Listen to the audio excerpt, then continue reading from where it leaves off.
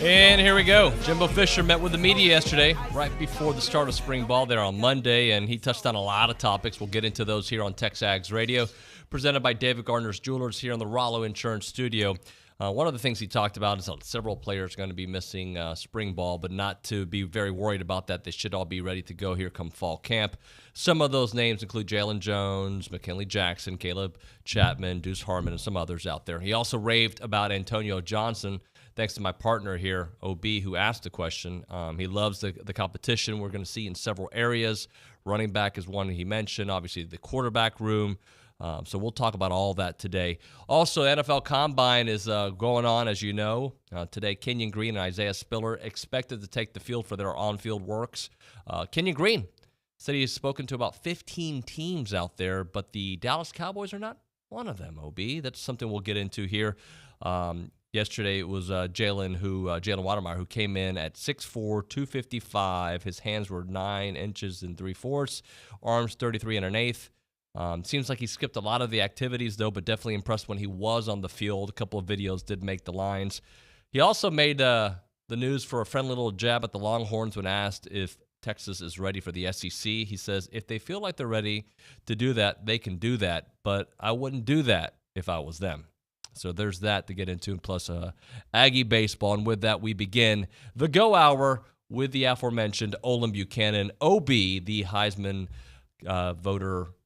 Not candidate. I always want to call you the candidate because it's just like muscle memory. But you are like a candidate. No, but one time the Heisman Trust used to send us T-shirts. Okay. And I was wearing my T-shirt one time at a place called Blackbeard's on South Padre Island, and my waiter kind of approached and said, "Excuse me, can I ask a question?" I said, "Sure." He said, "Did you win the Heisman Trophy?" Well, I said, "Well, glad to meet you. My name's Staubach." No, I didn't say that. I said, of course I know, but I'm a voter. But I thought it was hysterical that anyone could look at me and thought I might have won the Heisman Trophy. Well, I mean, back in the 40s, football players looked like you. Yeah, but I'm just kidding. I was going to say back in the 40s, I'd be, 80 years old, 90 years old? Yeah. Yeah, so, but I guess I should have been flattered. I was in pretty decent shape then, but wasn't good enough shape to look like I ever played college football. Well, yeah, you're right. I was going to try to No, make you it's feel true. good. Neither do I, my friend. True. By the way, I know we're probably not going to – we might end up doing this Tough Mudder. We might not. I'm hoping we don't do it. You know why? Why? Because I'm hoping we're at the NCAA tournament. Yeah, that's what I'm hoping for. I have not paid for it. I know you haven't either because you're thinking about your health and your future. But, hopefully this team keeps on winning. I hope they do. I hope they win tomorrow night. And if they win tomorrow night, that probably – there are those that feel like that would cement them into the NIT. And then they would be going to Tampa with the goal of winning enough to get into the NCAA tournament. So at this point, and we'll get into it a little bit more later, but you don't feel that they've done I'm not saying, but the feeling is they still need to do more to ensure they're in the NIT, and they definitely need to do more to get consideration there for the NCAA tournament. Yeah, for the NCAA tournament especially. The NIT, because of the the rules of who goes, I don't know that you can just assume that A&M's in, because if you're from a one-bid league and you win the regular season championship but don't win the tournament championship, it's my understanding that then that regular season champion gets an automatic bid into the NIT. Right. So if you have a bunch of teams like that, and there may not be any, but you have a bunch of teams that say won the Southland Conference, let's say, and only one team's going to get in from that Southland Conference, and it's the tournament champion.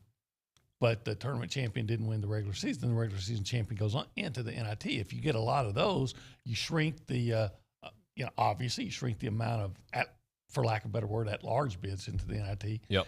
And that would, each time that happens, it'd make it a little bit more difficult for A&M. Yeah, right? I agree with all that. I just want to see them keep winning wherever they end up playing. I find that just. Again, we talked about it 2 weeks ago. It's about momentum entering the offseason. Would you rather see an A&M team get into the NIT and make a run and get to New York, or would you rather see them get in the NCAA tournament and losing the first game? NCAA tournament. I agree, 100%. I just think there's look. I think it would be better to get some extra games in. Like if you can get in the NIT and play a lot more, sure. I think there's the perception of making the NCAA tournament to recruits and just around the program that would feel a lot better. You can stick your chest out a little bit more. But either way, I think they should be in a good position. Got to take care of business still, though. Their work is not done. They have to win tomorrow because it doesn't erase what you did against Alabama, but it just kind of lessens how excited I am entering the offseason. And didn't Mississippi State just push Auburn into overtime? They did. They sure did. So it's not going to be an easy win tomorrow night. No. Here's something that was posted on ESPN. The staff at Bubble Watch HQ has been tracking the Aggies closely for some time now. Interesting why they have been, but thank you very much, guys. In the fact that talk around the break room has been something like, man, if Buzz Williams and his guys had won at Vanderbilt, they'd be in the Bubble Watch already. Texas A&M must have heard these back-channel murmurs because Aggies are prominently went out and recorded a persuasive 87-71 win at Alabama. In terms of net ranking and strength of schedule, A&M is in the same bubbly bleachers as the likes of BYU or Dayton. The wins over Arkansas, Notre Dame, and Florida have some heft behind them as well. Welcome to the fun, Aggies. There you go. Yeah. So beat Mississippi State, go to Tampa, win a couple of games there, and then you may be in. Could be in. Three more wins, which is a lot for a team that had an 8-game losing streak, but they've just done 3 in a row. So 3 more wins, and I don't know if you're in still, but you're watching the show afterwards. Yeah. Whatever it's called. Selection Sunday. Thank you for my senior moment there. You're watching Selection Sunday, thinking there's a chance. You got to win at least 3 more. 4, I think you feel really good about your chances. Well, 4, you're in. You think 4 you're in? I think so, because 4 would mean you beat Mississippi State. That would mean that you won you're in the second round in of the SEC tournament. You won that. Then the next one, you probably wouldn't 4 put you in the semifinals, right? In the semifinals? Yeah. Or the finals? I think it puts you in the semifinals. Because you're missing the first round of the SEC tournament. But I'm considering this next SEC or next Mississippi State game. One. Right, one. Then you'd play them again, right? Perhaps. And then Tennessee. Probably. And then the final. Oh, yeah, you're right. Look at that. So, yeah, 4, you're in. 4, you're in. 3, we're talking. 2 more, it's interesting, but 3, feel really good.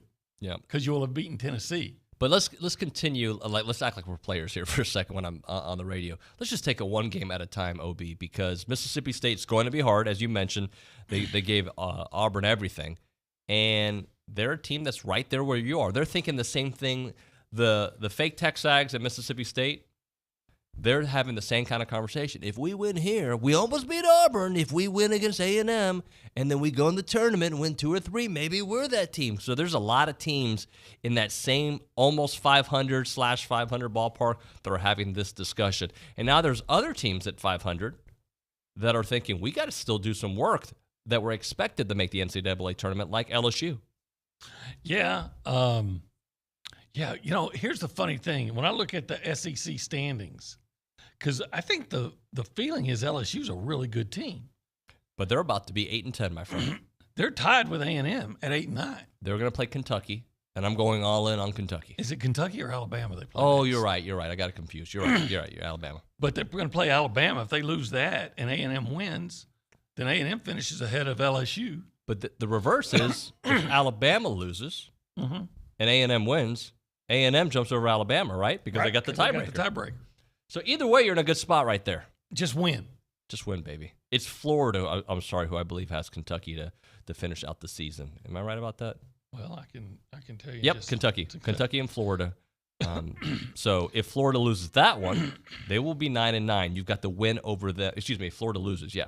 You have the win over them as well. So there's some places. Now you are beat Vanderbilt. And you're probably in, what, 5th place? Yeah. Or even South Carolina. Or you could easily finish in 5th place. South Carolina, you had a a small lead in the second half, and then everything just fell apart. Mm-hmm. Not a good one. But there's a lot of games you can look at the what ifs, but now it's what can they do? Yep. What are they going to do? Well put.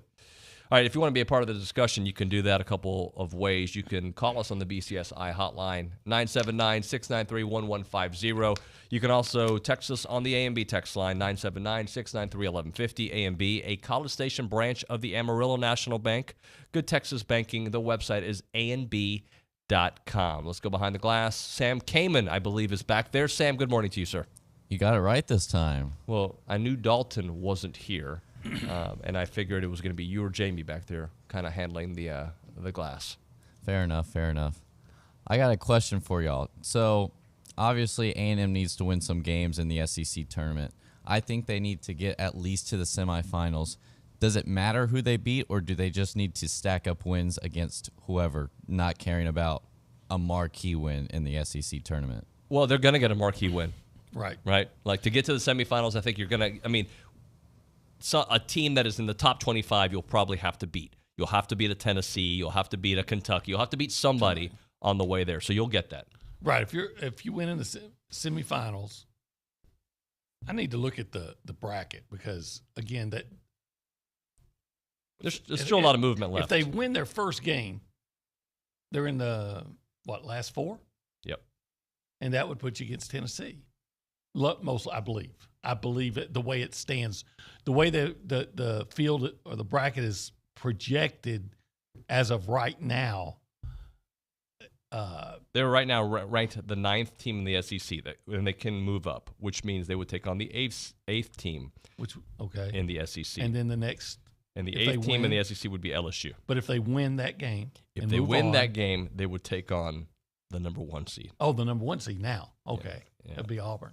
Yeah. So, but these things can change. These things can change. Right. I mean, there's still some movement out there. I'm just looking at it the way it looks like it's playing out. The last time I'd looked at it, it looked like they were going to finish like maybe 7th or something. Which is possible because a win will push them up with the teams that we expect. Well, one of them has to lose between Alabama and LSU.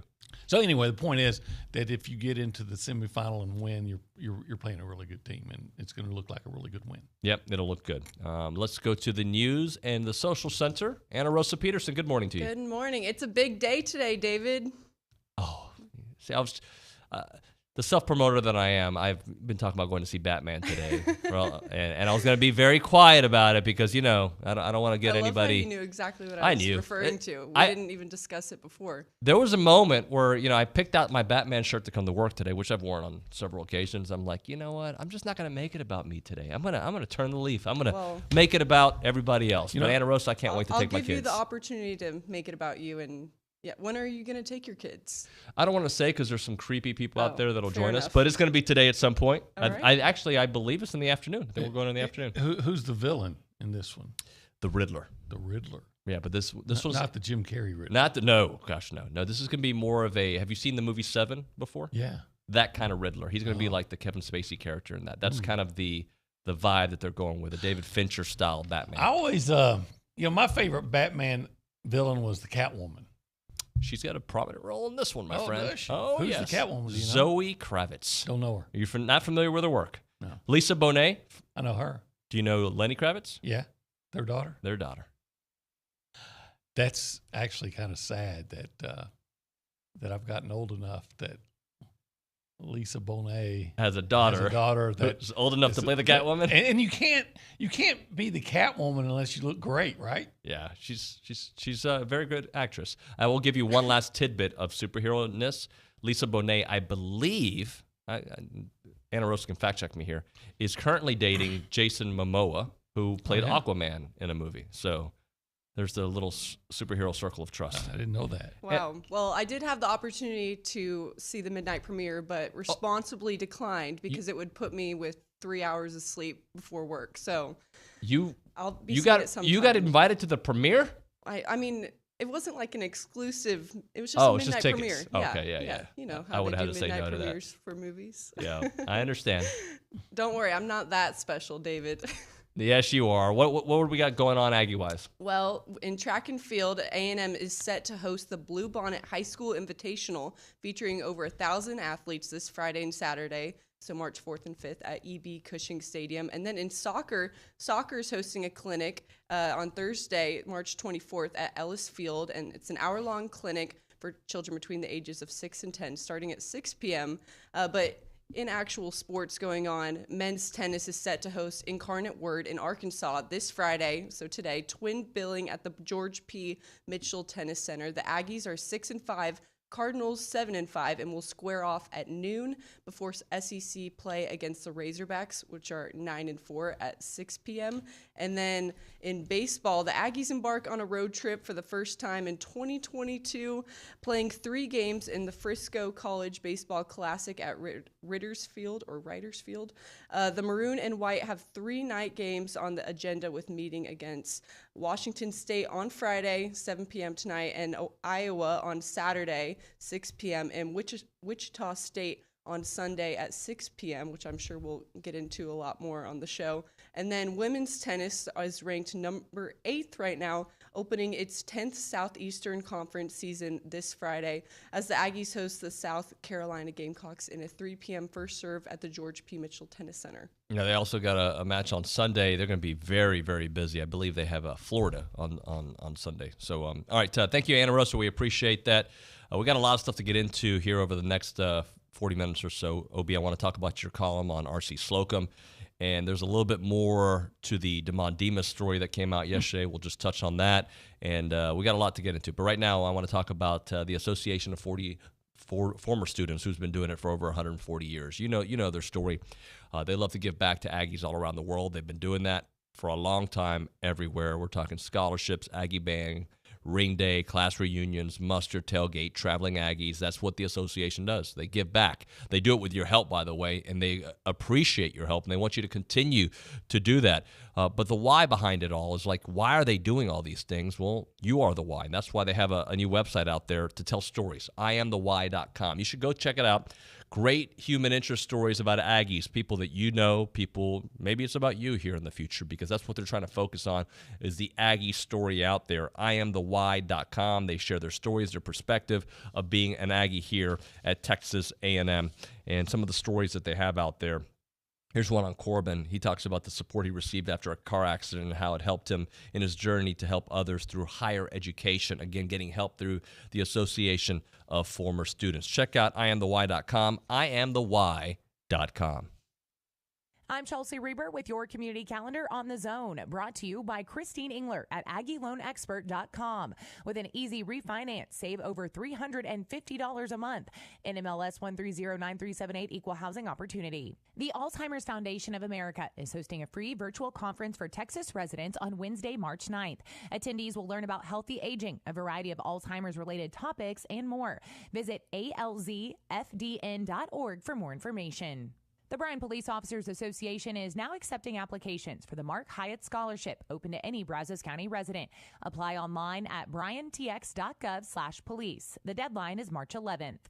College Hills Baptist Church provides free tutoring every Wednesday and Thursday night for all students in the Brazos Valley area, from elementary school to college students.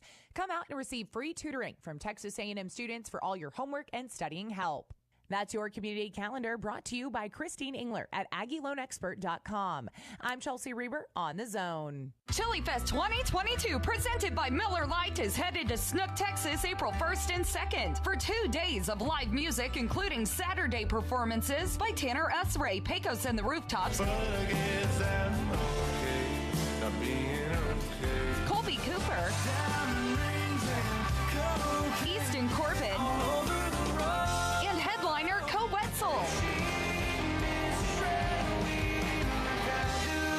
and Friday with Joey Greer, Trady Oak Revival, Cody West, Mike Ryan, Flatland Cavalry, College Station. Them balls are good to me. And headliner, the Randy Rogers Band. Get tickets now at chilifest.org, plus camping, team information, and more. Chili Fest 2022, presented by Miller Lite. Miller Brewing Company. Great beer, great responsibility. 21 means 21. Shop local, buy local, save big deals. It's not every day you can save money. Oh, wait, you can. Hi, Jenny here from Big Deals. When you shop Big Deals, you'll save money every day on dozens of gift certificates from local businesses like these. Nestle Toll House Cafe by Chip, Socorro's Second Chance Resale Shop, Superior Auto Service, and the Chocolate Gallery. Visit AggielandBigDeals.com to save big. AggielandBigDeals.com. From the Combine. The central storyline of this Combine and a sea of storylines about to unfold. To free agency. Jarvis Landry, he's at a point in his career where he should look to team up. To the NFL Draft. We focus in on the quarterbacks. The draft is generally defined by those guys. The NFL season never ends.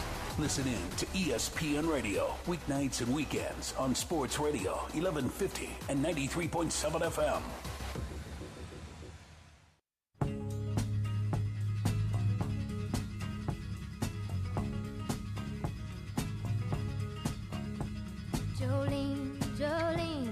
We are TexAgs Radio. We are presented by David Gardner's Jewelers here in the Rollo Insurance Studio. This is a good one. This you know who that is, right? No, who is it? It's Dolly Parton. Dolly Parton. Oh, that's right. You told me that once before. I do like that song, though. Yeah. You know, good music in that song. Yeah, absolutely. We were here in the Rollo Insurance Studio. Saw Keith from Rollo Insurance yesterday when we went to lunch. He was in there. Said hello to him and met his father as well. Had a great conversation. It was fun. His dad used to go to Colt 45 games, and he kind of told me about his love for baseball and Aggieland. It was a My nice dad used conversation. to drink a lot of Colt 45. Is that right? Yeah. Have you ever had a Colt 45? No. No? Not once. Not once? Not your beer of choice? No. It's malt liquor, right? Yeah. Hey, I've never had that. Obi, let's I just want to touch on it and move on. The whole story with Damon Demas. Look, I'm a big believer we have a responsibility to wait for more information to come out and for the university and the legal process to go through, right? But there was an addition to the story yesterday. How do we phrase it correctly? We just tell say it. What happened. Just say what happened. It's been reported. Yep. And I saw it on KBTX. I think I also saw it on the Chronicle that the person who was assaulted, her parents, came to town and they confronted Damon Demas and the woman who was there with him, and ended up being Aggie great Robert Ferguson. His daughter was the one who was assaulted, and Robert Ferguson did some assaulting back, according to the news reports. That's right, and was arrested. Yes, he was. I'm sure he's already released. Yep. He's probably released almost immediately. In fact, if what has been reported is all accurate, and Robert Ferguson's daughter was assaulted in the manner in which has been reported, though no one's going to say it's necessarily the right thing to do, let the courts and law take its process.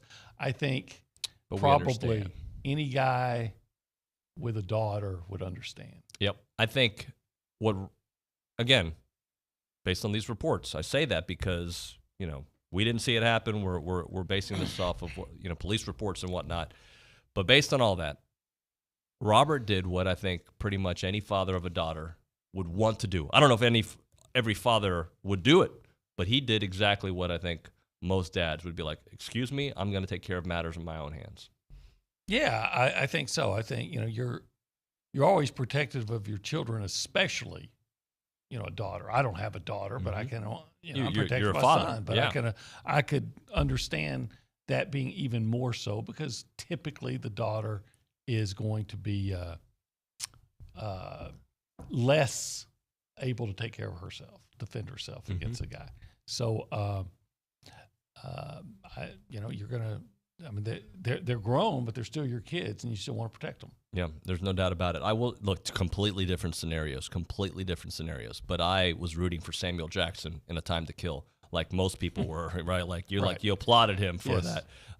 That was a great movie, by the way. But hopefully we find out more information as it plays out. But again, it's a very private matter that's now public, and it's unfortunate for all accounts. It's just unfortunate for everybody involved, without a doubt. And you just hope that this is the last incident that occurs. ever. Of course, it won't be, but you wish it would be. Yeah, you wish it would be.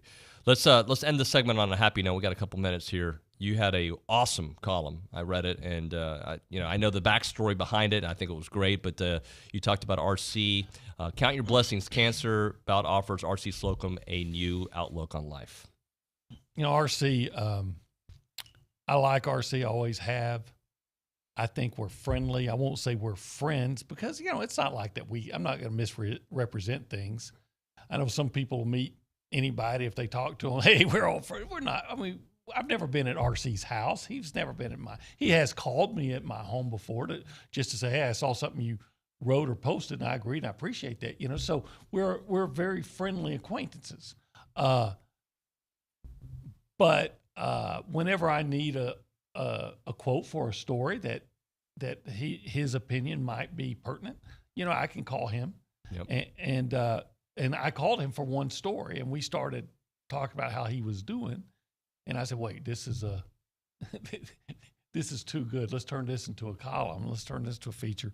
And, RC was just talking about what it was like to go through the treatment for Hodgkin's lymphoma, and how so many people reached out to him and offered encouragement and showed so much love for him, from former players to former colleagues to people he didn't even know. Maybe only someone that's been through that can really understand this. That was so meaningful in helping him, stay positive and keep, up the fight, which you would have done anyway, but still, you need encouragement. It helps. It absolutely helps. And he was talking about just how much that helped, and he gave so many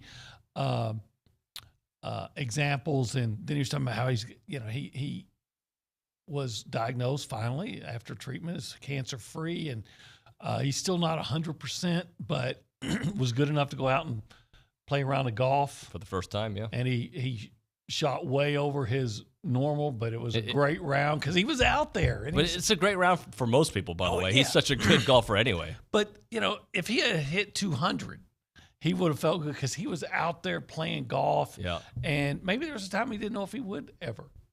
And but he just told so many stories about people reaching out to him. And he said, we read about all the negative things about, that's going on. And then you get a reminder of just how good people are. Mm-hmm. When they know somebody that's in trouble and they're sick and they just want to reach out and there's nothing they can do, but they want to do something.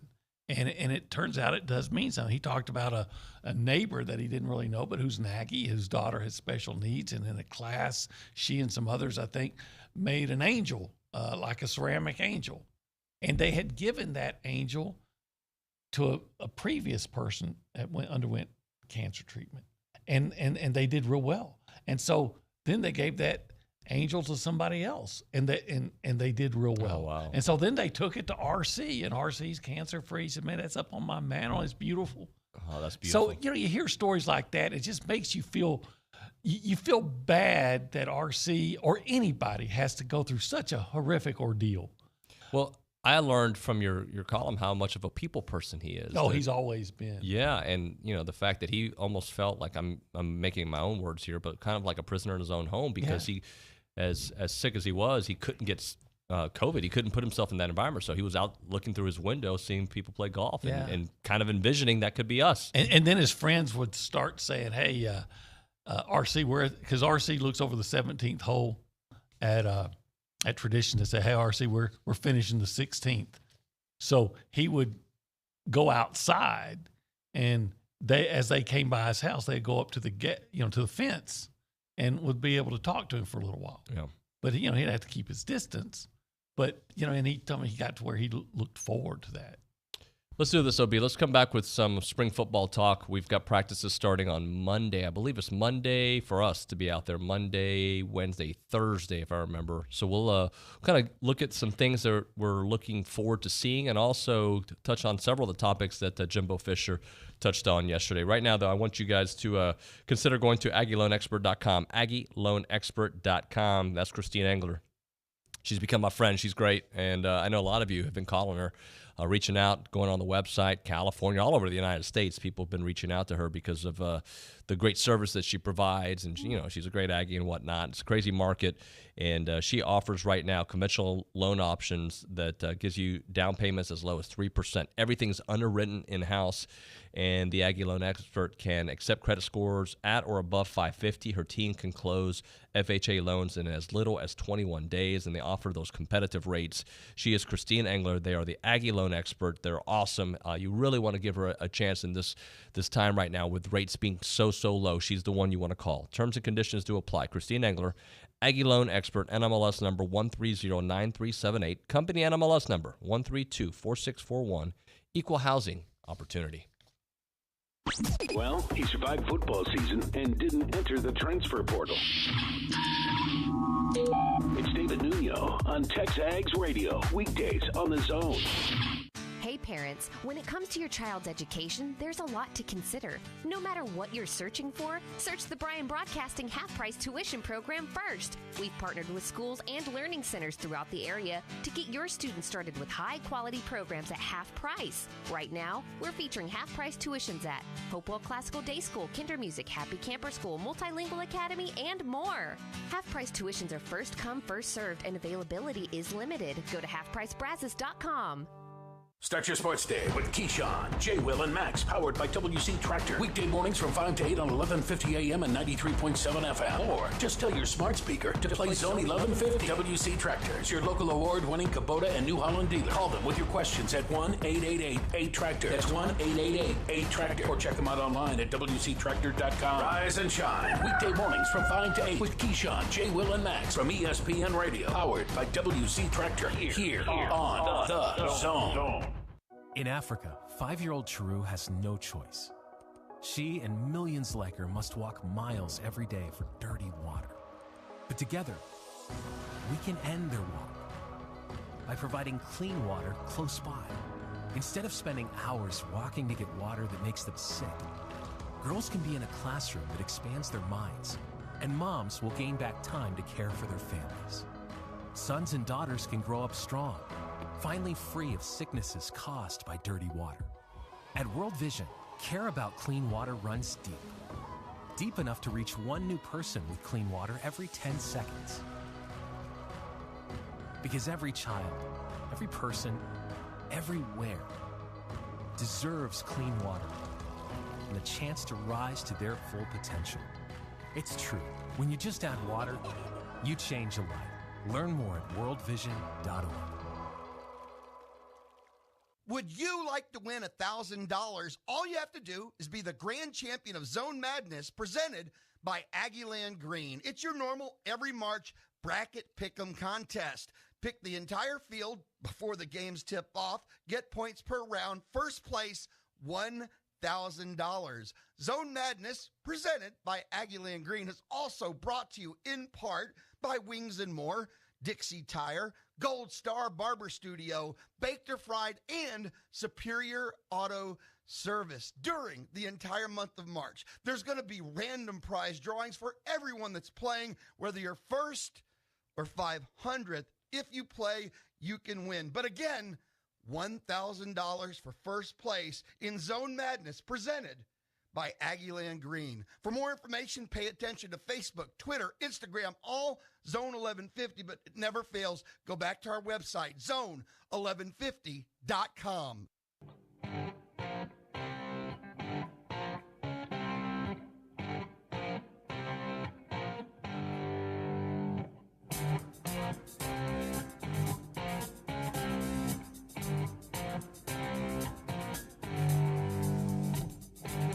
Welcome back in, TexAgs Radio, presented by David Gardner's Jewelers here in the Rollo Insurance Studio. What did you think when I read out loud, or I guess it was a tweet that I saw about Kenyon Green saying he's talked about 15 NFL teams, but so far the Cowboys are not one of them? I hope that does not mean the Cowboys are not.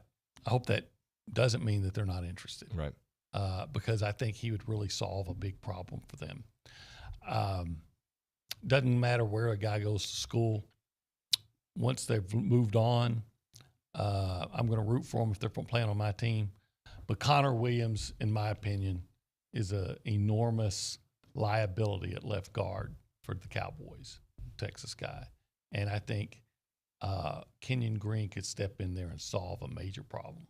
Yeah, hopefully they look towards Kenyon. I think it would, for a lot of us looking for an NFL team to root for, because we don't really have one in our hometown, if you know what I mean. I think it'd be great to see Kenyon somewhere close that we can all root for. It'd be awesome. One thing that stuck out yesterday, and I know Jimbo said these things before, but one of the things that resonated with me was how he talked about several players being multiple position type players. Antonio Johnson obviously came up a lot when you asked about him, how he can, play the nickel, the dime. He can move him around and match him up with people. He also mentioned Ruben Fatheree. He likes his offensive linemen to be able to play multiple positions. He said, we saw him a little bit last year at the left. We'll move him around. Aggie, Akinola, we'll probably see him moving around a bit as well. I believe they said he'll be working at tackle this spring. But how he wants players multiple and versatile. I think Akinola is going to end up at right tackle, and Ruben Fatheree is going to end up at left tackle. That's just what I'm guessing.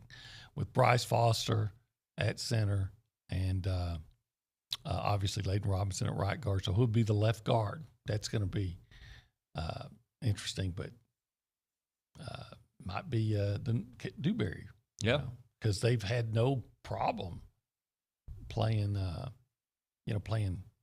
true freshmen. Yeah. And it may be that it may end up being Akinola at guard, and if Trey Zune or somebody like that looks really good, or maybe the kid from Australia, Jordan Moko, and I can't tell you the hyphenated part of his last name yet, but he's a big, strong guy.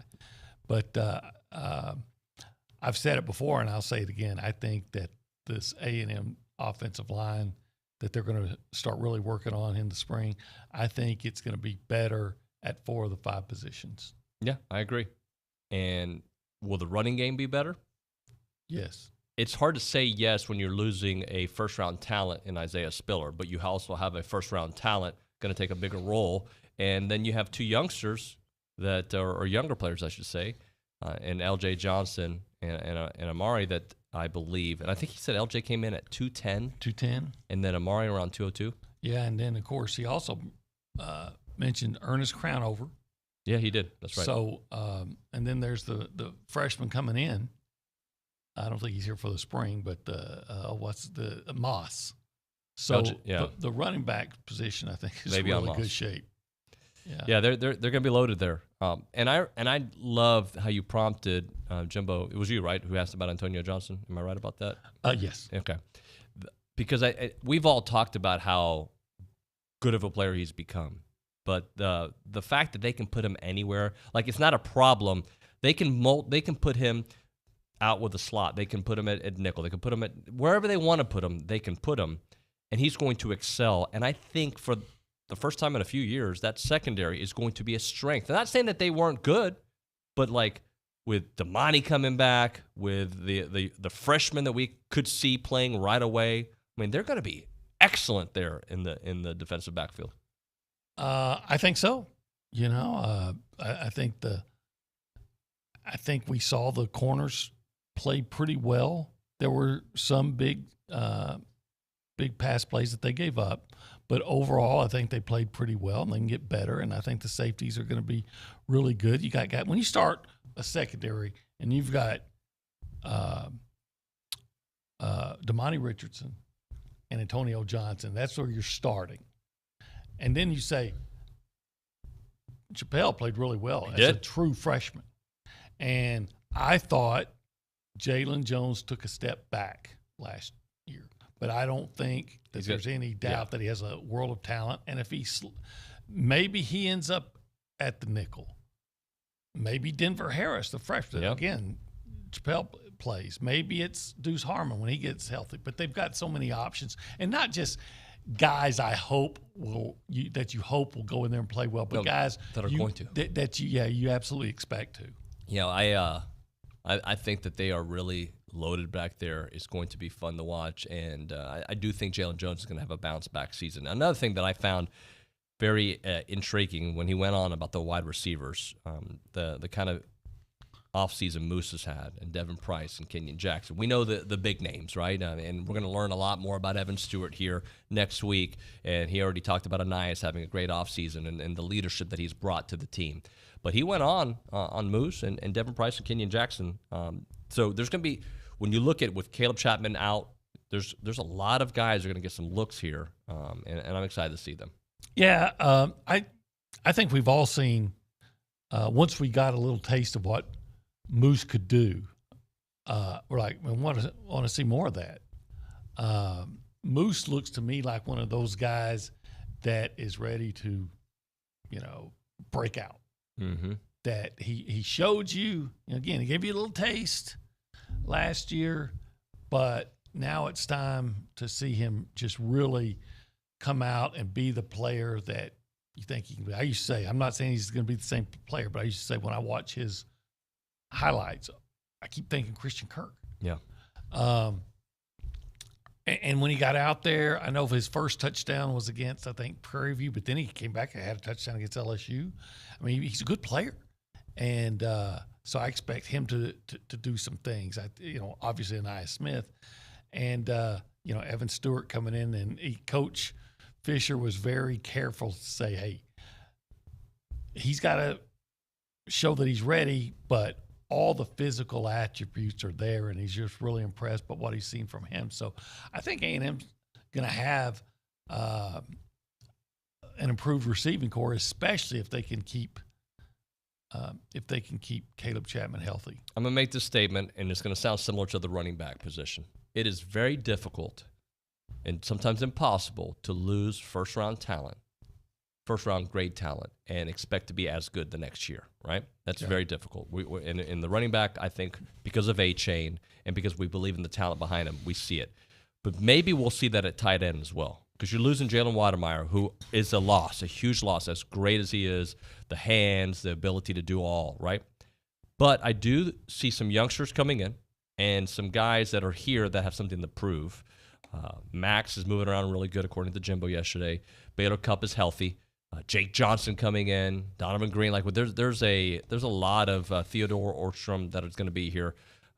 But for this spring in particular, Baylor and Max and Jake Johnson, Blake Smith. Yeah, well, obviously they're going to get a lot of work.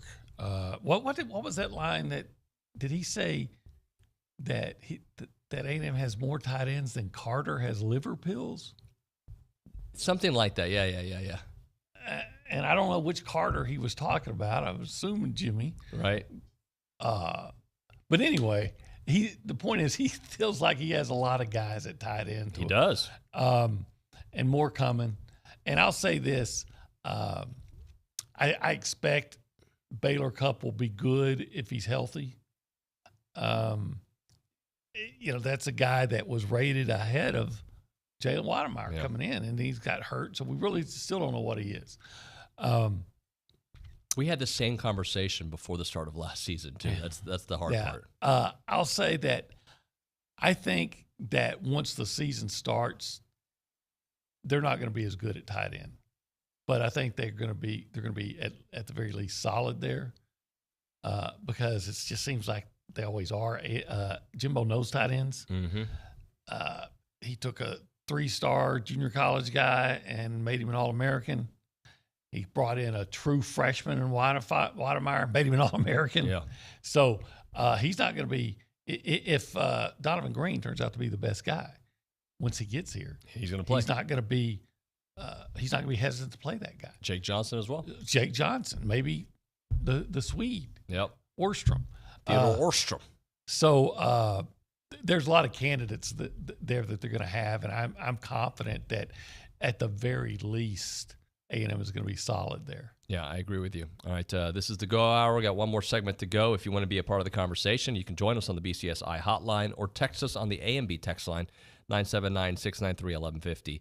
We are going to come back with Bank on It because we got a lot to bank on, my friend. I got a couple different ideas. Depending on where OB goes, I'll go the other direction. Right now, I want to talk about Milliken Reserve, farm-to-table community in College Station. They got homes. They got trails. They got farms. They got wide open spaces, and their mission is to build a healthy community around nature. They've done such a great job of doing that. Hopefully, you guys can check it out on your drive here to College Station or on your way out. Either way, you drive by it there off of Wellborn. You'll see it on your left-hand side. You can go to the Highway 6 entrance as well. It's right there. It's a huge, beautiful community. I know a lot of families that live out there. They love it, but it's also great just to hang out at. Just go visit it and have a good time doing all the great activities they have. You can go hiking there. You can go biking. You can go canoeing, kayaking, equestrian trails. They have evening yoga, summer camps, music festivals, farmer market tours, farm tours. It's a wonderful place to go check out and really share time with your family out in nature. It is MillikenReserve.com, MillikenReserve.com. I'm Chelsea Reber with your community calendar on the zone, brought to you by Christine Engler at AggieLoanExpert.com. Get pre-approved today with a 5-minute loan approval. NMLS 1309378, equal housing opportunity. The second annual Hope for Hospice 5K is this Saturday at Wolf Pen Creek. Proceeds benefit the Illumin Hospice Foundation. Visit illuminhealth.com to register. Brazos Valley Troop presents Joyful Noise, an inspirational and gospel musical celebration and sing-along. Performances run Friday through Sunday at their 29th Street studio. For reservations, email bvttix@yahoo.com. Brazos County Senior Citizens Association is hosting a free health fair on Wednesday, April 13th from 9:30 a.m. to 12:30 p.m. at 1402 Bristol Street in Bryan. Blinn College nursing students will be doing free checks. Call 822-6873 for more information. That's your community calendar, brought to you by Christine Engler at AggieLoanExpert.com. I'm Chelsea Reber on The Zone. This is Tim Schnabel with Aggieland Green, here with a special message for our friend, Hall of Fame coach Gary Blair. Coach, your accomplishments on and off the court in Aggieland makes you a beloved figure in this community, and your friends at Aggieland Green want to say congratulations and thank you for representing Texas A&M with character and with class. Also, for that winning play you drew up for your yard and your trees, thanks and gig 'em, Coach. Chili Fest 2022, presented by Miller Lite, is headed to Snook, Texas, April 1st and 2nd for 2 days of live music, including Saturday performances by Tanner Usray, Pecos and the Rooftops,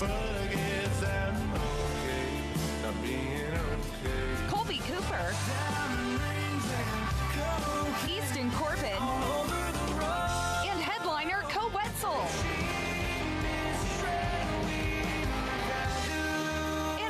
With Joey Greer, Treaty Oak Revival, Cody West, Mike Ryan, Flatland Cavalry, I miss College Station. Them balls are good to me. And headliner, the Randy Rogers Band. Trying to buy myself a chance. Get tickets now at chilifest.org, plus camping, team information, and more. Chili Fest 2022, presented by Miller Lite. Miller Brewing Company. Great beer, great responsibility. 21 means 21. On Sports Talk, Chip keeps you up to date with the only baseball being played right now, the kind out at Olsen Field. I think the things that we want to be most consistent over the course of the season, which are throwing strikes and catching the baseball, making routine plays on defense, those things, if you can get those the whole season, you'll take it. The hits are going to come and go relative to how you're swinging the bat and who you're facing on the mound. But Sports Talk, throwing high, hard ones each weekday from 4 to 6 on the Zone, 1150 AM and 93.7 FM.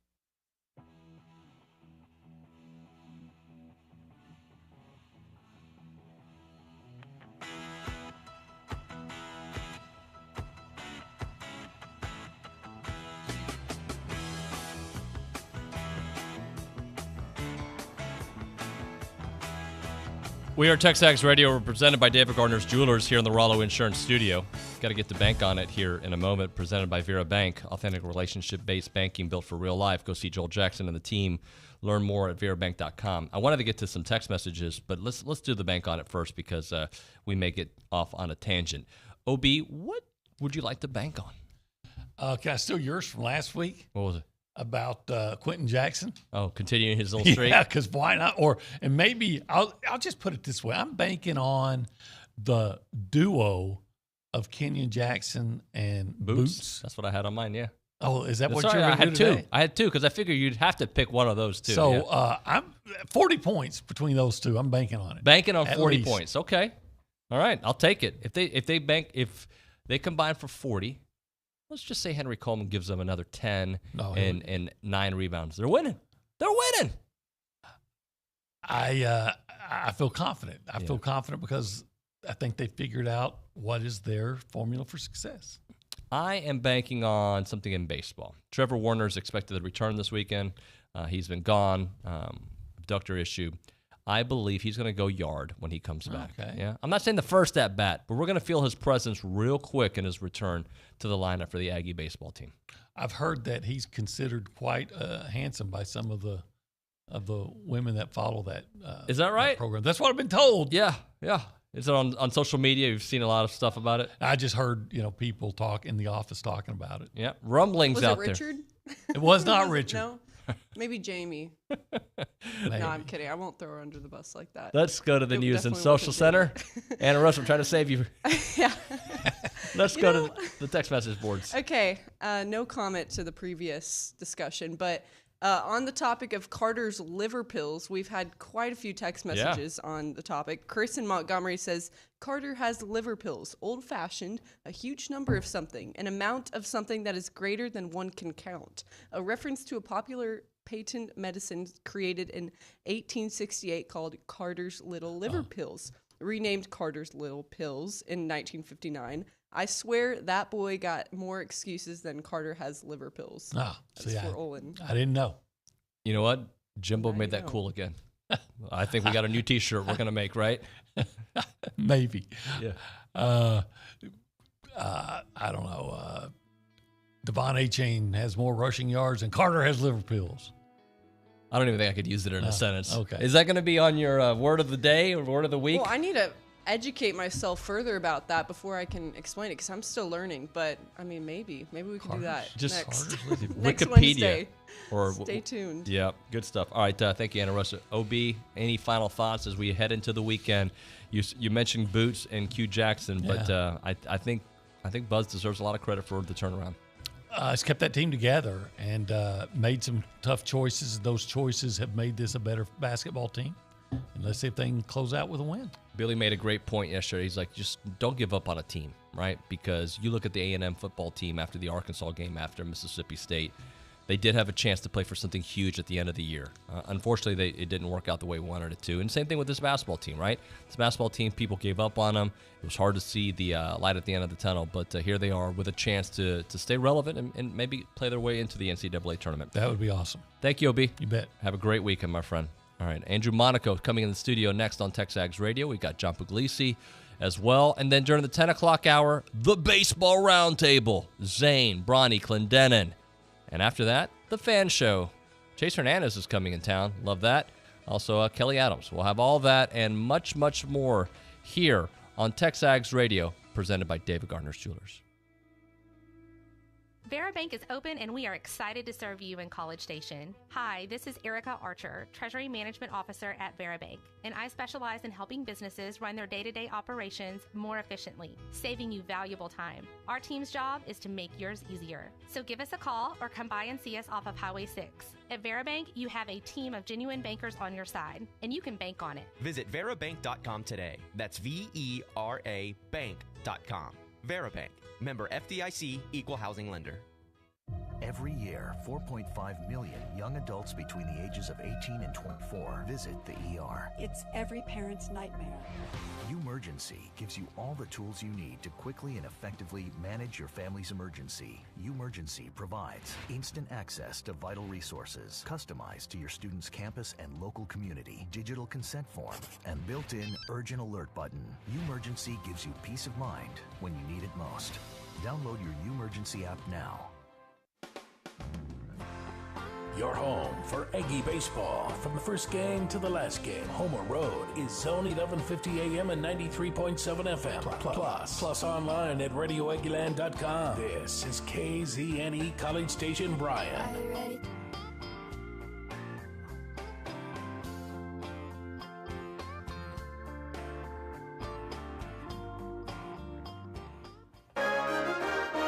From WTAW, I'm Chelsea Reber with a news update on the zone.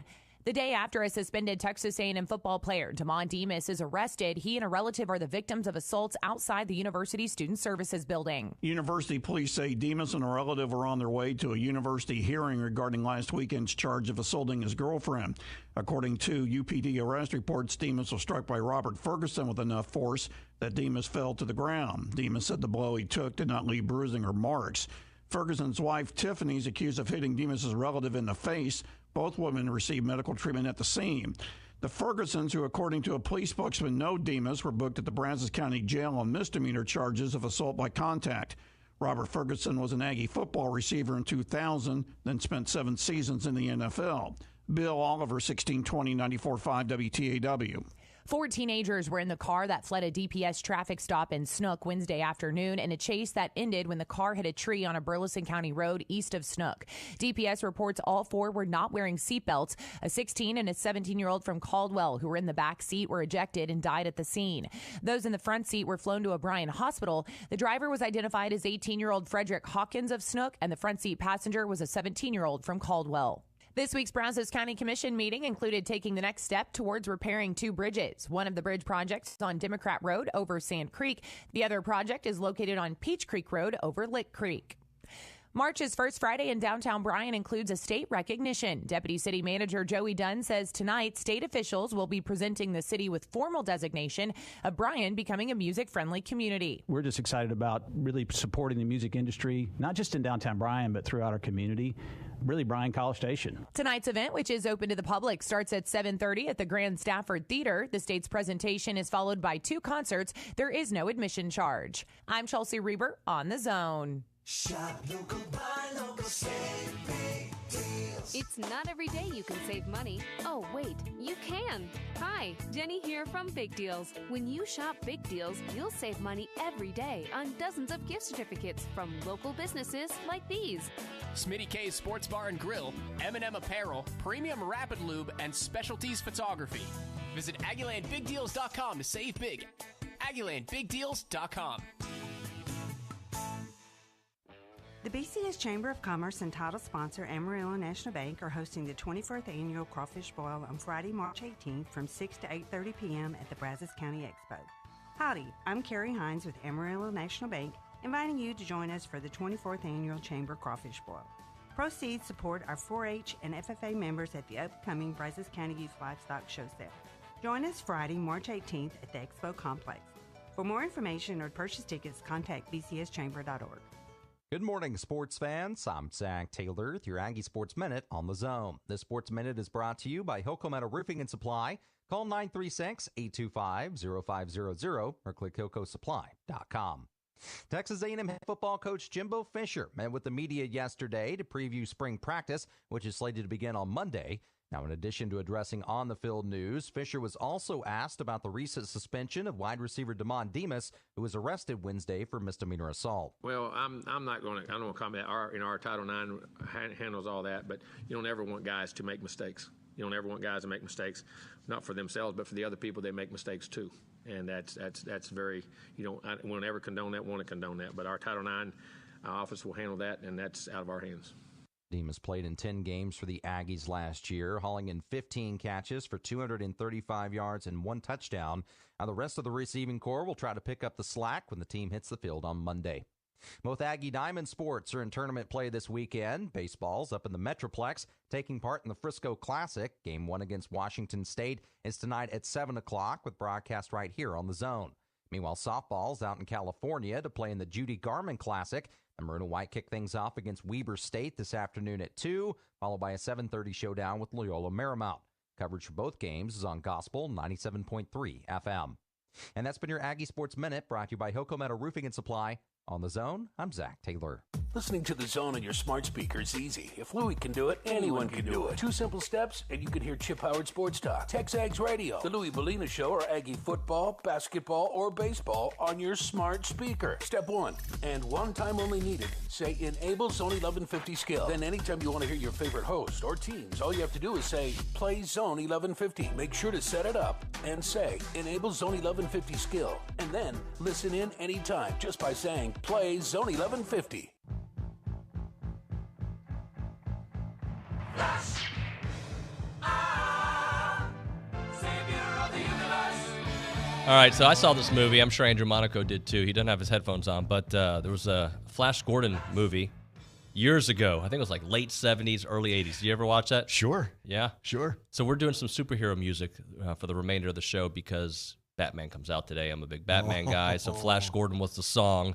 But the great Andrew Monaco in studio here, the voice of the Aggies, breaking down all things. I've got to talk baseball with you. I got to talk football with you. I got to talk basketball with you. So, this is kind of our day, buddy. We excited? I am. Yeah. I am. So, all right, let's start off with football. Sure. And we'll got to give basketball a lot of talk, but we'll start off with football. Jimbo yesterday, anything stand out from some of the things he said? No, but it reminds me of listening to Jimbo in the past and what you and OB were talking about last hour. The versatility of players, that's what spring is going to be. He's going to see some players in different positions that will lead to the fall. I don't think it's a matter of making them uncomfortable. Can we look and see more of the versatility? So I don't think anything gets set for next season in the spring, but I think it gives you an idea moving forward what certain student athletes can do, and then you put them in the position. But I'm just real excited of starting Monday, the competition of who's going to be there and working in the fall, and then in that first week. I think this is where it begins, and I think we're also going to get a chance to see why these young men were recruited here, because they will compete on the first day of spring practice like they have during fourth quarter drills and what they'll do in the offseason. Isn't that the beauty of spring, too? There's a lot of guys that we didn't get to see much of during 2021 for whatever reason. It may be injuries, other guys starting in front of them, All-Americans in front of them, whatever it may be.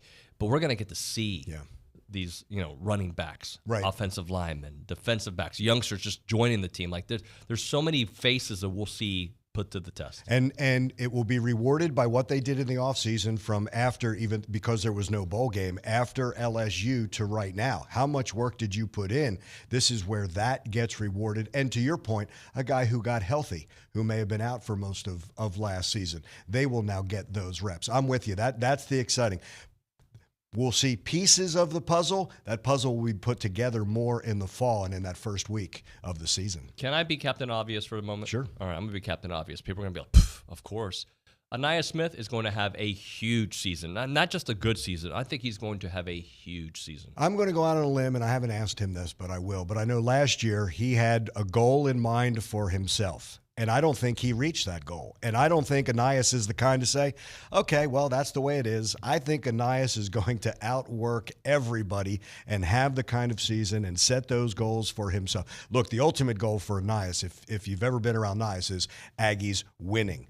But I think his performance, his leadership, I think, and that's going to be a little bit of a, I'm not saying there's a void now. I'm just saying who's going to step up. I think he's going to be one of those guys. And if you're a teammate and you're watching Aniyah work that hard and then succeed like that, you can't help but follow a young man like that. They're different types of players, but I make a lot of comparisons because of their situation between Aniyah and Damani Richardson, who I think also he had a really good year last year, but I think coming back for another year, being the Leon O'Neal, if you will, of this year's defense, I think will go a long way for him. Yeah, I just think there's so much. How much has he absorbed since starting as a freshman and just being able to read and recognize and react? Like, I'm wondering if the game has slowed down for him a little bit, and that's why he's going to do everything a little bit faster because of that experience on the SEC level. Look, I joked with my partner, Dave Elmendorf, when he first came here. I said, if you didn't look at the roster, you'd never know he was a freshman. Well, he's no longer a freshman. So with all that experience, I expect big things. I think he expects big things, but I have to agree with what you and OB said. I think the back end of that defense is going to be as strong as it's ever been since Jimbo's been here because of the talent and the depth that they have there now. All right, well, we say that. We've got to talk Antonio Johnson, too, a guy that got high praise yesterday when we talked in the beginning about the versatility. He embodies that. Yeah, he does. He can do absolutely everything back there. And I think you now it's really a chess match, right? Like, I saw one of the interviews, Mike Elko, now at Duke, said best offense that you ever went against. He said Jimbo Fisher. So even on Monday through Friday, it's that chess match. Yeah. But isn't that going to be the ultimate piece for this A&M defense is you can put Antonio Johnson where you now kind of dictate a little bit and force the offense. Okay, because I think he can cover anybody and he can play a number of different positions. Yeah, if he keeps the number 27, I'm never sure who's going to keep what number going for. But 27, you couldn't help but notice him every game last year. I think we're going to notice him even more. It's a perfect segue for basketball because I think it goes into our conversation before we started the segment about the versatility, how Buzz is playing guys everywhere. It doesn't matter what position, as you mentioned to me. They just go out there and he puts some ballers out there. That's the thing. Who's going to give you the most effort? Which five? And Buzz told that to Dr. Thornton and I after the game, saying, "Look, you may have this position and you may have this label as this kind of player. That's gone. Are you going to give me the effort? Are you going to give me the execution? Those are the players I'm going to play." But it's not just the first five and then we run them until they're gassed and then bring someone in. That first five starts it, and then the next five is bringing it as well. They're all bringing that effort, and you're seeing the result that 3 wins are not a fluke. 4 wins out of the last 5 are not a fluke. He said between Valentine's Day and spring break, everybody knows everybody else's plays. There's no secrets any longer in college basketball. We all have tape of one another. It's who's going to out-effort the other one, who's going to execute. And when you have guys like Quentin Jackson, you have guys like Boots Radford, you have guys like Henry Coleman III, they are now out-executing teams and painfully out-executed Alabama on Wednesday night. What is it about Buzz Williams' teams that at the end of the season they peak? Or maybe that's not an unfair way of phrasing it, but they're playing their best basketball. I don't think it's unfair to say that. I think it's because Buzz empties the tank for his team every single game. They trust Buzz. He trusts them. They trust Buzz. He trusts them to go do your job. They trust that Buzz is going to put them in a position to succeed. Buzz took that technical foul early to say, you're not going to get punked on the road. I've got your back. But, David, it starts from the moment he's shooting with them in the summer and still shoots with them for 30 minutes at some point during the week, and he's in there lifting with it's that time together, and you know that this guy's got me. Every promise he makes during the recruit is backed up, but you see it every single day. The Q gets emotional talking about Buzz. When you know you've got someone who's got your back every single minute, how can you not give total effort? I feel like they'd run through a wall for him. When you give that kind of, you just want to reward. It's why it hurts when you lose, when they couldn't figure out how to win during that streak, but why this is a little bit sweeter to be peaking at this time. I think you illustrated that perfectly because I think some of the best bosses, CEOs, are the ones that do the dirty work too. You see them doing every level of the job, and Buzz is in the gym with them. Mm-hmm. He's shooting, he's lifting weights, but yet he is still a boss, a fatherly figure as well. But it's not top down. It's got to be just Buzz. The way he gives the responsibility to his staff, he says it's almost football-like, right? Offensive coordinator, defensive coordinator, personnel, who's going to do minutes, stuff like that. But it's also player-led, David, because after the Ole Miss game, if you remember, he had Hassan sitting in the chair and running the huddle in the timeout, and he's had Wade Taylor IV, a freshman, doing that. I think it's also that player-led because that's the responsibility. He can prepare them, but once you get between those lines, you know what? They've got to run the plays. Mm-hmm. And when you have that player-led, you know, that gives you more of that responsibility. That gives you more of an ownership, if you will, of the team. And now it's not letting the head coach down. I can't let my teammate down. I can't let my brother down. And I think that's been part of I don't know if it's a switch that's been flipped. I don't know. But we talked about that thin line. Now they've kind of navigated that thin line and learned what to do to win these games as opposed to just being a possession or two shy. Do you think internally, I know Buzz isn't. If he is, it's deep in his brain. But internally, do you think the team is talking about the chance of making the NCAA He has not backed off from that. He has told them that we have this many wins. We have overall, we have this many wins in conference. This is what it may mean. You can put yourself in a position.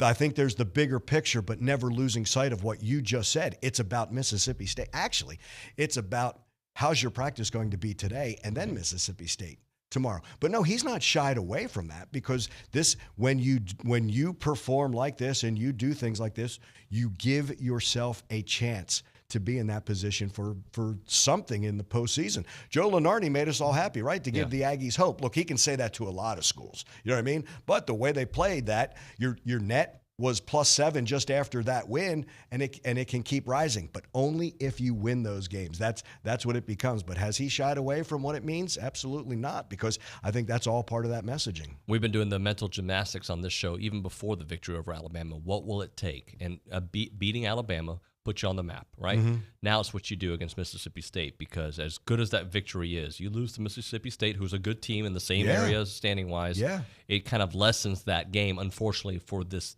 bigger picture that we're talking about. So they have to come out and take care of business. I agree, because you beat Florida right at home. You snap the slide, and then you go and you lose to Vanderbilt in another 1-2 possession game. But then you beat Georgia. Okay, what are you going to do to follow that up? You go on the road and you handle Ole Miss. It's like, okay, that got a little bit of the attention. Wednesday was the attention getter. That was the eye-opener, not just throughout the conference, but overall. Wow, 25th ranked team. You're right. What do you do? Can you carry that momentum, or are you satisfied? And I've never seen this team just be satisfied and rest on their laurels and on their accomplishments. What is next? And I can tell you honestly, after that win over Alabama, they were thinking, okay, what do we have to do to beat Mississippi State? I love that. The SEC tournament's going to take care of itself. You don't know who you're playing right now, but all you can do is play like you play. That's what you focus on. Right. What do we have to do? We've got a defensive rebound. We've got to out-effort. We've got to execute. We've got to hit the offensive glass, keep them off the offensive glass, get the ball on the rim, have a shot. No turnovers, right? Can't turn it over, can't have the empty possessions. And you're seeing that come to the forefront of late. Yeah, it's been so much fun to watch. So let's talk about, I don't know, a month ago, 6 weeks ago, the topic was they don't really have a closer. They don't have a go-to guy. Since that point, they have a closer. They have a trio, too, a big three, if you will. Henry Coleman hasn't been huge in every game, but when he's huge, he matters. Boots has been huge. Q has been huge. Let's talk about those three together when they play at that level. I'm going to give you a line that Dr. Thornton said on the air on Wednesday, the poise of Boots. And that's a big difference. He never panics. Late in the shot clock, he's got the ball. He knows how much time. He knows who's defending him. And Boots gets to his spot on the floor for his shot. I think that poise has really been something. And he and Q, and this is nothing against Wade Taylor nor Hassan Diarra, but you can initiate your offense with Boots and with Q. And there's, again, back to that experience. And they want the ball in their hands. Quentin Jackson has proven to be a closer. Now, in that starting role, we were rooting for him for that sixth-man role, but now in the starting role has helped make this team better. And Henry Coleman III has had 4 double-doubles. They've all come in the SEC. Yeah. It's one thing when you do it all in non-conference. It's another thing when you can do it in conference play. And at times it's bully ball, and he gets to where he pleases. But if you watch, they not only initiate the offense for everybody else, but when they are taking shots, it's shots where they are comfortable taking those shots. Or it's that one more pass, and it's that pass for a teammate to take that shot. And I think now they're recognizing Boots has a mismatch, the ball's going to Boots. Q has a mismatch, it's going to Boots. But there's also that trust of one another of, oh, you know what? I'm Wade Taylor. They know I can shoot. I'm going to penetrate a little bit when they guard me. A little pocket pass here. Hayden Hefner in his role, very solid. Ethan Henderson, his role, solid. That's what you need. And roles evolve over the course of the season. But you have to excel. No matter how many minutes, you have to excel. And that's what you're seeing. You got time for one more segment? You bet. All right, let's do that. We'll come back. One more basketball topic, and then I do want to talk some schloss with you because I've seen some things I like. I see a lot of things that I like. Even though they're 6-2, yada, yada, yada, I see a lot of good stuff. We'll do that with Andrew Monaco, the voice of the Aggies, next on TexAgs. I'm Chelsea Reber with your community calendar on the Zone, brought to you by Christine Engler at AggieLoanExpert.com. With an easy refinance, save over $350 a month. NMLS 1309378, Equal Housing Opportunity. The Alzheimer's Foundation of America is hosting a free virtual conference for Texas residents on Wednesday, March 9th. Attendees will learn about healthy aging, a variety of Alzheimer's-related topics, and more. Visit alzfdn.org for more information. The Bryan Police Officers Association is now accepting applications for the Mark Hyatt Scholarship, open to any Brazos County resident. Apply online at bryantx.gov/police. The deadline is March 11th. College Hills Baptist Church provides free tutoring every Wednesday and Thursday night for all students in the Brazos Valley area, from elementary school to college students. Come out and receive free tutoring from Texas A&M students for all your homework and studying help.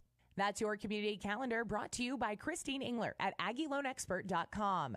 I'm Chelsea Reber on the Zone. If you have a debit card, you're used to spending money. But what if your card actually ended up earning you money? That's not exactly normal, but that's what you can get at A&B. It's called Kasasa Cashback Checking. Don't mind the weird name. What you need to know is that it's a free account with cash rewards. Use your debit card for everyday purchases, and we'll pay you cash back every month. If that doesn't sound like normal banking, well, guess what? We're not a normal bank. So contact A&B today and ask for Kasasa or visit ANB.com. Equal housing lender, member FDIC. If you own construction equipment and need replacement rubber tracks, now's the time to get $200 off your next set of rubber tracks at WPI. Regardless of your machine's make or model, WPI can help. From custom hydraulic hoses, O-rings, and depth to teeth, buckets, and blades is at your local WPI. Visit Jesse James at WPI's new location in Bryan. Hurry in. $200 off rubber tracks in soon. Highway 21 East at Marino Road or click WPI.com. We're here with Jason Rollo of Rollo Insurance. Jason, what makes Rollo unique when dealing with small businesses? Well, we're a business ourselves, and we grew from a notepad to 16 locations. And when you come from the perspective of doing it yourself, I think you understand what business owners face because we face the same things. Technology needs, dealing with those who are clients, as well as dealing with employees, agents. We understand because we're in the same boat, and that gives us a unique perspective in dealing with people and trying to help them. For more information, go to RolloInsurance.com/TexAgs. DJ K-Dub checking in, previously on the Feinbaum Show. Jeff is next. Good afternoon, Jeff. When are you going to have your next show get-together? Well, how in the hell can I get down and meet you if you don't have a get-together, Paul? Jeff, as soon as we can get a green light, we will have that get-together. How about that? Unloaded an airline points, Paul. Count me in when you get it all set up, okay? The Paul Feinbaum Show, powered by Polaris Fun Center, 2 to 4 weekdays on the Zone.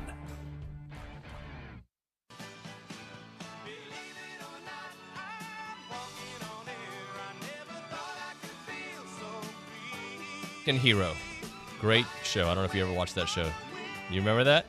Yeah. It had Robert Culp from the old I Spy days. Great show back in the day. They should do a remake of that show. It's TexAgs Radio. We are presented by David Gardner's Jewelers here in the Rollo Insurance Studio. Andrew Monaco with us. All right, we're going to close up basketball. So let me ask you this. Is this a tournament team? Yes.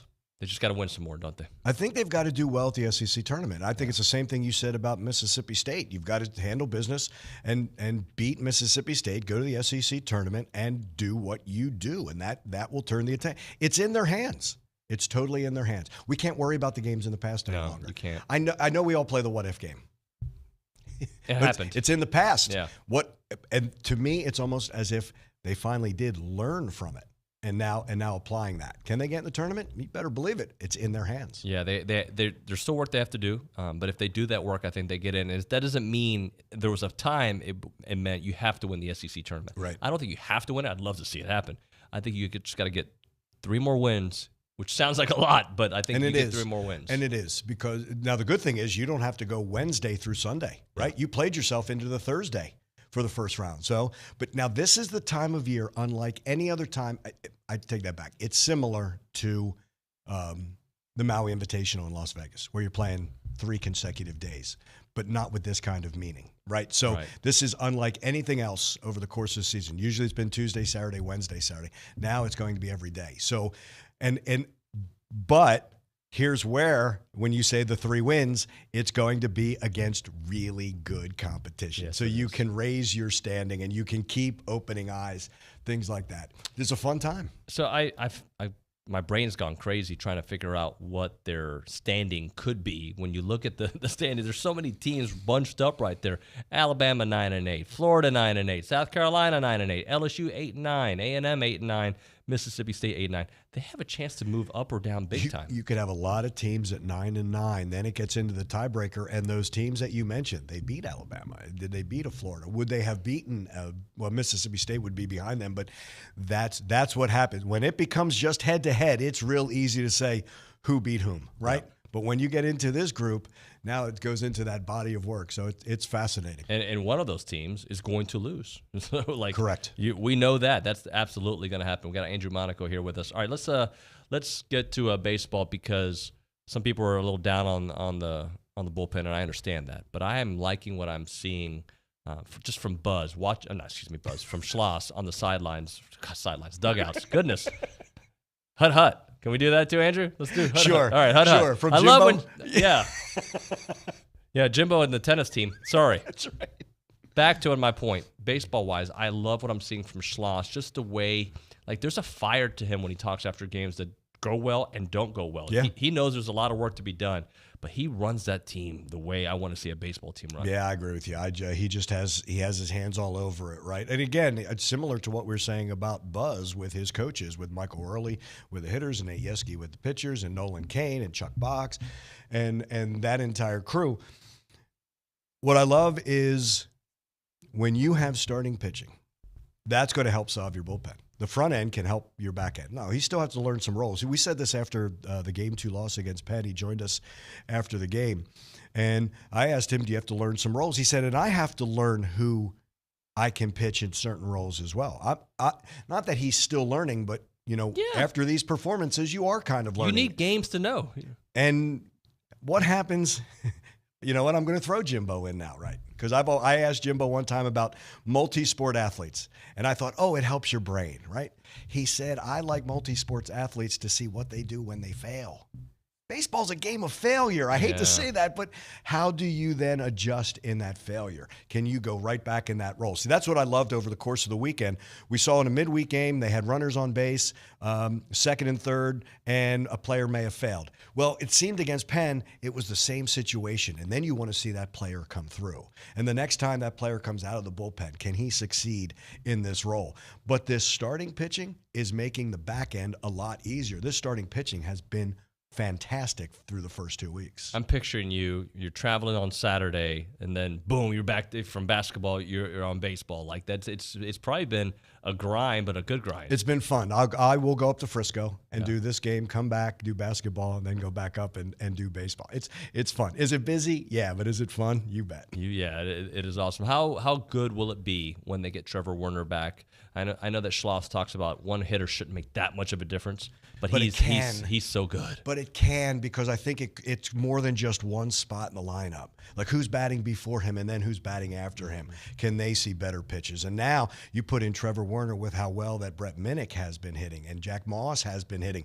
Now that pitcher needs to know. See, I really don't think that there's many holes in that lineup, and Trevor Werner just makes that even more solid of a lineup. And I think it puts people in more comfortable roles, putting him at third, putting Cole Kaler back at second, back with his double play partner. You know what I mean? So things like that. Nothing against, I love seeing the versatility of a Ryan Targach. I think that's fantastic. He can play a little bit everywhere, and we saw that. But when you can have that power guy at third, drive in those runs in that lineup, and be someone that the opposing pitcher, they've got to be worried about Trevor Werner. And I'm with you. I wonder if Ryder Park is going to be able to contain him. Not so sure. Well, and the thing was, we heard all these reports about how good he looked getting ready for the season. Yeah. And then we saw it. Yeah. I mean, we didn't see it this past week because he was injured, but like to get him back in there and what that impact can mean for the fellas. His defense was huge. His base running, everything he does. Yeah, and I really think it was his summer in Walnut Creek playing out in California. I think did wonders for him, and sometimes those off seasons can really do wonders for players. And this is a role. He was, that two-way that he had two roles. It was the closer and it was the third baseman, and he didn't get to do a lot of that last year. Well, now at third base, concentrating, and you're right, defensively, he was fantastic that first weekend against Fordham. And just that spot in the lineup is just a chance. He is an RBI waiting to happen. You'd like to have that plugged back in. And they need RBIs because they're leaving too many guys on base. Here's the good news. They're getting guys on base. Here's the bad news. They're not scoring, right? Again, over the course of the season, it evolves. When you're not getting the runners on base, worry even more. When you are getting them on, and I like the way they run the bases. I'm not going to lie. I like the aggressiveness. I think it was the game one against Penn. You had Logan Britt taking off from second on a hit and run, and Kalai Harrison knocks him in. I like that kind of thing. I'd never let the defense play loose. Let them know that, Aggies might be in motion at all times. Yeah, again, he said this. This is not brain surgery to figure this out, but I'd rather get guys on base and then figure out how to get them in as opposed to not getting them on base. I agree with that. And they are sometimes shooting themselves in the foot because they're not swinging at a pitch early on in a count that could have been the play, and now they're striking out. And I think that's when you can go back and look at that and you see a pitch sequence and say, yeah, that's what I should do. That's why I love to have that situation come right back up for them so they can be in that situation and saying, I can succeed in this. But I'm with you. You hate seeing that a high number of left on base, but it's way better than not getting anybody on. And they are getting on. Hit by pitch, by a walk, on an error. And then I like that when they are on, a walk is more than just a walk. The aggressiveness, can they be at 2 or 3 back in a run-scoring situation? All right, in the closing minutes of this segment, have you paid attention at all to the combine? No. I think I only because, David, you're so busy, by the way. No, but here's my thought. You have talked to these players. I think their interviews are going to go great. I think teams will go, check that off the list like, yeah, that's a guy that we want. Yeah. I want them to do well. I did really like to see what Kenyon Green was saying about his versatility, and Jimbo kind of hit me between the eyes when he said, in the NFL, they only carry 8 offensive linemen. So versatility goes a long way. That's why I'm not surprised by the number of teams. But I'm just thinking, you know what? Isaiah Spiller just has to be Isaiah Spiller there. Jalen Weidemeyer being strong, Jalen Weidemeyer showing good hands, Jalen Weidemeyer showing he can run. Yeah, we've seen that. We know. I just think it's nice that another set of eyes are getting a chance to see what we do. I am interested, but to me, I would like to see more of the behind the scenes because I think they will wow NFL teams. Because I think when you get in a conversation with them, you realize how smart and that you want a player like that on your team. And we've gone an hour and a half of the show and didn't really even mention DeMarvin Leal, who is a Can you imagine them being generational impressed? Talent. Goodness. But again, the versatility, right? Yeah. Inside, outside. Let's see. Is there someone in the NFL like that? Kingsley Keke, maybe? Right. I think that's what you're looking for. Can I have one guy play 2 positions when I can only have 53? Can I do that? And it's not just playing 2 positions. He excels at 2 positions. And again, you get him in a room, in an interview, he's going to blow you away because it's just, he is thoughtful. He knows the game. And what Jimbo says about Marv is he loves ball. He loves everything about football, from the lifting and the running and the offseason. See, now when you're in the pros, there's no more scholarships. We're not going to hold your hand. Can you do it? That translates, I think, next level also. Andrew, thank you, sir. Pleasure, my friend. Appreciate it. Have a great weekend. Thank you. You too, my friend. Let's talk Heritage Films here for a moment. Chance McClain and his crew do great work, guys. If for me, my dad is 91 years old, and he looks great for being 91. But he's been telling me these stories about his life for so long, and I remember I try to remember it, but then when I try to tell my kids those stories, it comes out like I'm missing the street name, his uncle's name, all these things. I'm like, hold on, let me call Dad and ask him. That's why I think Heritage Films is such a great thing, because no longer do you have to play the game of telephone. My dad's story is going to be right there. Chance went to his house, interviewed him for about 8 hours, guys, and now a Netflix-style documentary, A&E-style documentary is going to be put together for our family. 8 to 10 weeks to get that whole thing done. So it's not like a quick thing with your iPhone, guys. He's not doing it on iMovie. He's doing it like legit shooting, and you're going to be blown away by it. Heritage Films is the company. YourHeritageFilm.com is the website. 713-893-8341. 713-893-8341. Bobby Knight and Bill Belichick have both stared him down. The party don't stop. It's David Nuño on TexAgs Radio, weekdays on The Zone. Is your business expanding? Eagle Support Services to the rescue. Proudly located in College Station, their full-service warehouse offers both short and long-term inventory storage. They can also kit your merchandise and ship it nationwide, providing an all-in-one fulfillment solution. For your warehousing and fulfillment needs, visit EagleSupportServices.com. That's EagleSupportServices.com. Eagle Support Services. Local storage, nationwide fulfillment.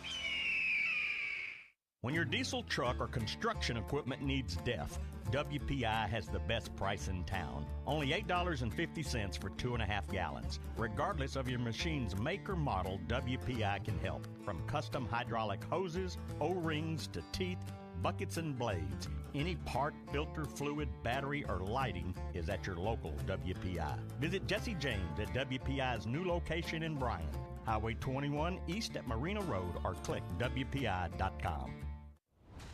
This is Tim Schnabel with Aggieland Green here with a special message for our friend, Hall of Fame coach Gary Blair. Coach, your accomplishments on and off the court in Aggieland makes you a beloved figure in this community, and your friends at Aggieland Green want to say congratulations and thank you for representing Texas A&M with character and with class. Also, for that winning play you drew up for your yard and your trees, thanks and gig 'em, Coach. Research shows people remember radio ads that remind them of the past. So to help you remember that Liberty Mutual Insurance Company customizes your home insurance so you only pay for what you need, here's an ad that'll really take you back. Back in my day, I heard a voice from the radio say, Liberty Mutual customizes my home insurance so I only pay for what I need. I'm getting on in years now, but heavens to Betsy, there are some things an old fella like me just never forgets. Only pay for what you need at libertymutual.com. Liberty, liberty, liberty, liberty. This is ESPN Radio.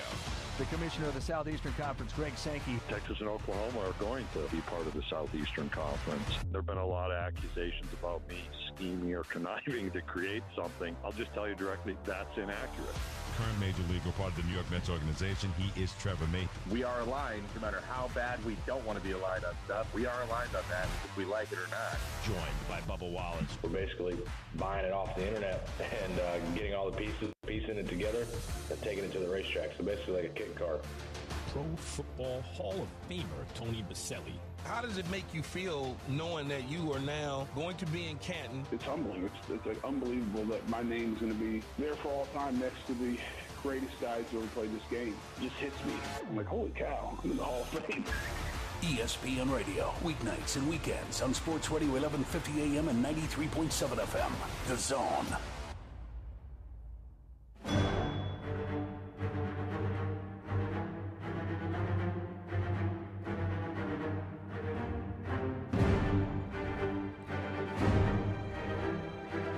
Anna Rosa, do you know which one this is from?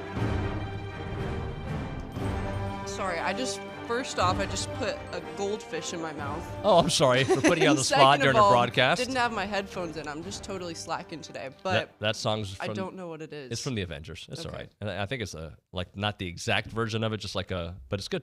All right, welcome back into TexAgs Radio, presented by David Gardner's Jewelers here in the Rollo Insurance Studio. Got to get John Pugliese on. He's a busy man. And then with baseball season, sometimes we can't connect. But I do know this. He's watching all the Aggie basketball games. He'll text me during and tell me Quentin Jackson is starting to impress some people out there, and he's joining us now on the BCSI hotline. Mr. Pugliese, how are you? I'm good, man. It's good to be back. Sorry. I mean, schedules have just been crazy out here. Plus, I'm like 2 hours behind too, David. So it's start of the workday. Yeah, it's just been causing some issues. Well, I mean, and we've had a lot of baseball stuff going on as well, so it's a great time to be crowded in it for our show. But so let's start off with that. Q Jackson, you texted me. He's impressing some people. How can he not with the way he's playing? But this is even before the Alabama game. Yeah, in today's NBA, and if you look at the reality of these guys coming out of college who are 4 or in Q's case a 5-year player, a lot of these guys end up having staying power because they learn by staying in college that long.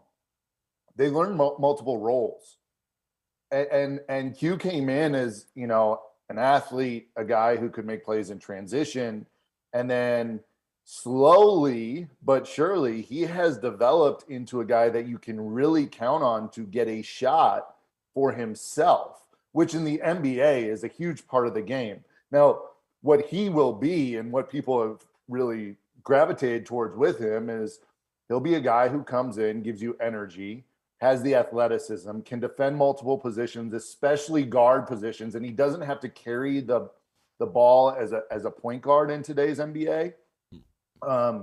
Because athletically, he's top of the charts and he fits in the league, but it's his ability to defend and now make plays that I think are impressing most people. So he's a 10-day contract, 2-way guy. He'll probably start as a G League guy.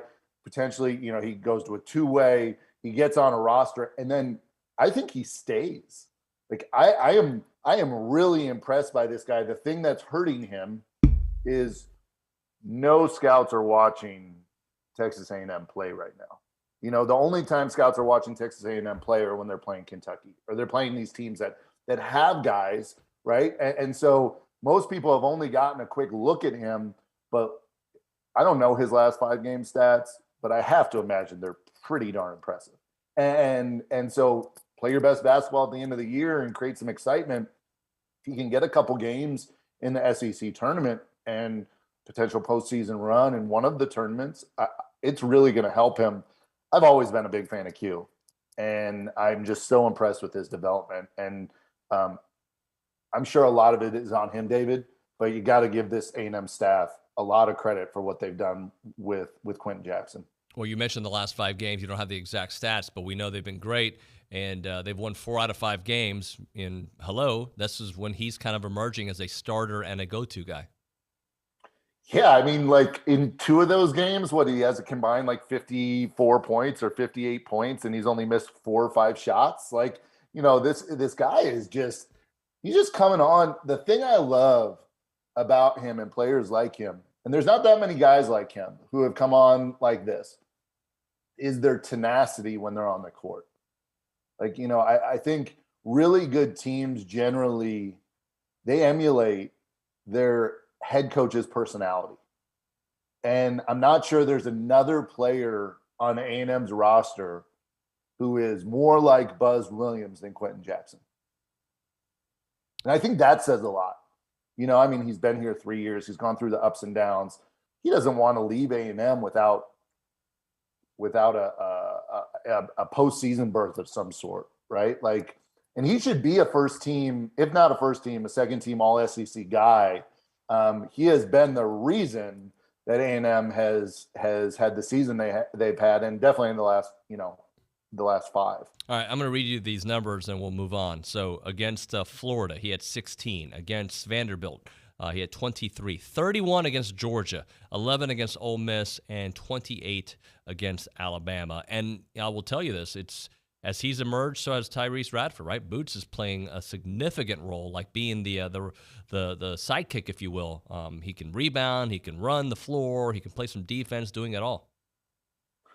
I'd also say look at who started at point guard those last 5 games, or a handful of those last couple games. Wade Taylor and his ability to give the ball up early to these guys and get them the ball early in transition, and the ball is not stuck in his hands. Now, this is not because Marcus Williams was doing something he shouldn't. The coaching staff was putting Marcus Williams in those positions. The coaching staff is now getting the ball out of Wade Taylor's hands earlier and saying, hey, the ball doesn't have to stay in your hands. You don't have to run everything. You don't have to be the one who makes these plays. Marcus Williams was trying to make every play. So the emergence of Quentin Jackson in the last 5 and Boots has a lot to do with Wade Taylor knowing his role and doing his job. Role definition is, if not number 1A in terms of successful teams in college basketball and what's required. Talking to John Pugliese on the BCSI hotline. And what do you think about the job Buzz has done in the fact that they have issues all season long, and they've kind of fixed them as they've gone? The free throws have been fixed. The rebounding and when I say fixed, like they're not going to go from the greatest team ever to rebounding, but it's not as big of a glaring hole as it was when SEC play started. And the fact that they are winning when it, matters now at the end. Well, I think a lot of it has worked itself out. Listen, like the first 4 games of SEC play outside of that Arkansas game were all games that A&M should have won, right? And then you go into those next 8, and we're talking, hey, split these 4, win the 3 you're supposed to, and one of the other 5, and you're 4-4, and you're in a great spot. And now the schedule has shaped up well. I think they're finally comfortable with who they are. If you look at the different peaks and valleys of this season, they started playing really big with Javonte Brown and Henry Coleman with him.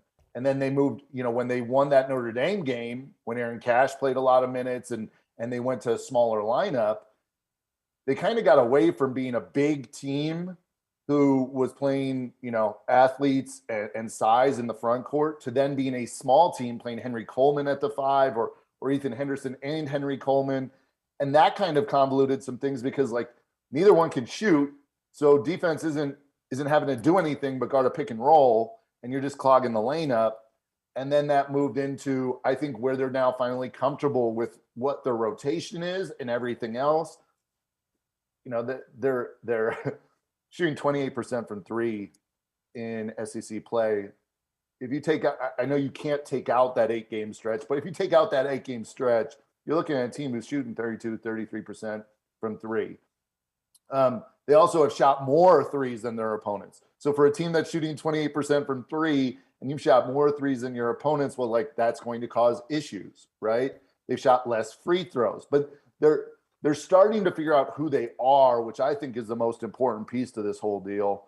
And I think if you look at that Alabama game, Alabama's not great in the front court. They're good in the front court, but Alabama is terrific in the backcourt. And they bottled those guys up. You know, they forced them to go baseline. They collapsed on the dribbler on baseline penetration. They brought the big out of the paint to help. They took away the skip pass or the hammer pass, which is like that baseline pass where teams like to go baseline. They jump out of bounds and they throw that pass along the baseline. A&M took that away, forced them to throw it across court. They were terrific. In my opinion, these last 5 games has very little to do offensively and more to do with the buy-in. Everything just seems like they bought in. And if you give, I've read all Henry Coleman's quotes after press conferences and everything else, David. Like, the one thing it seems like this team didn't do is lose faith. And I've been as probably vocal as anyone about the job that the coaching staff has done X's and O's wise, just because I thought there's a lot to be left on the table this year. But the one thing you can't say the coaching staff hasn't done is create a cohesive unit. And I really give them credit for that, because everyone's bought in and you've got to give credit where credit's due. John, what does it mean that this team is being discussed as a maybe bubble team after what we went through? They were a maybe bubble team, then the 8-game losing streak happens. Now they're winning again. They still have a lot of work to do, but the fact that Lunardi is saying, yeah, maybe, like the fact that they got to this point right now with still work to do.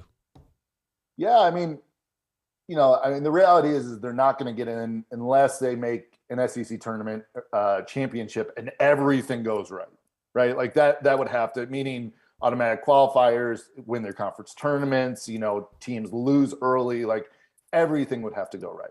Because they're like number 10 or 11 in right now, according to Lunardi, right? They're not among the first 4 out. They're not among the next 4 out. They're like that next group, right?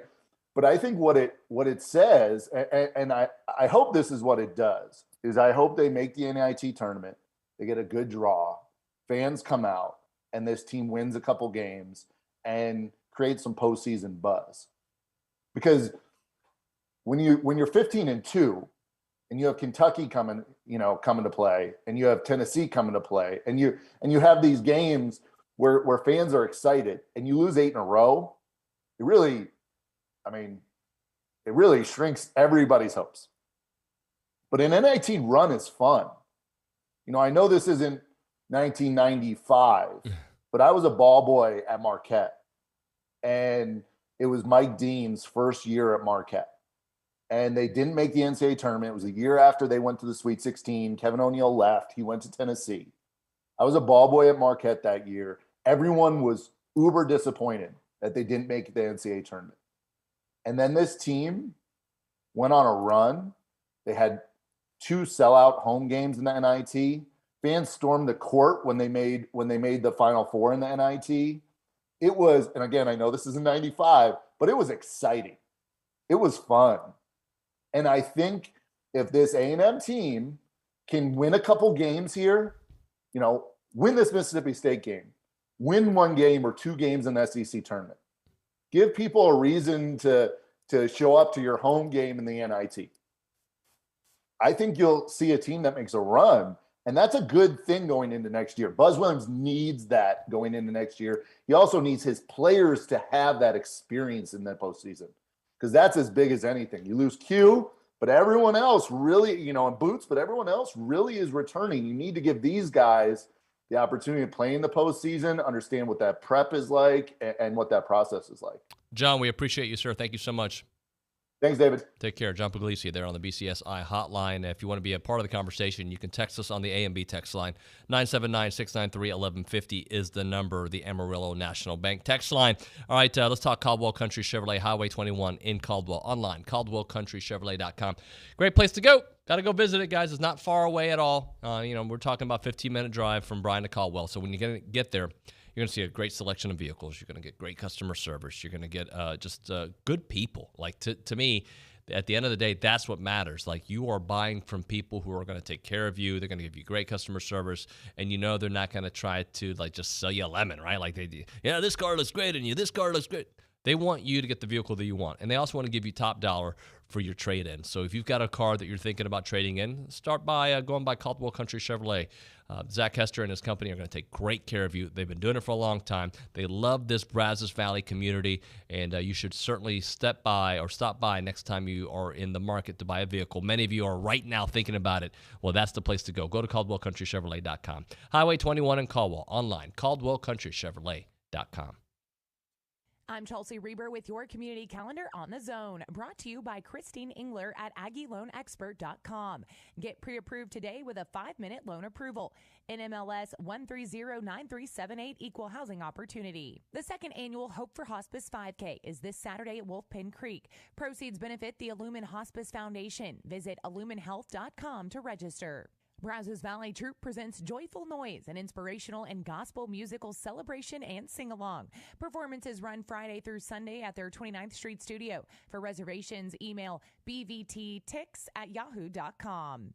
Brazos County Senior Citizens Association is hosting a free health fair on Wednesday, April 13th from 9:30 a.m. to 12:30 p.m. at 1402 Bristol Street in Bryan.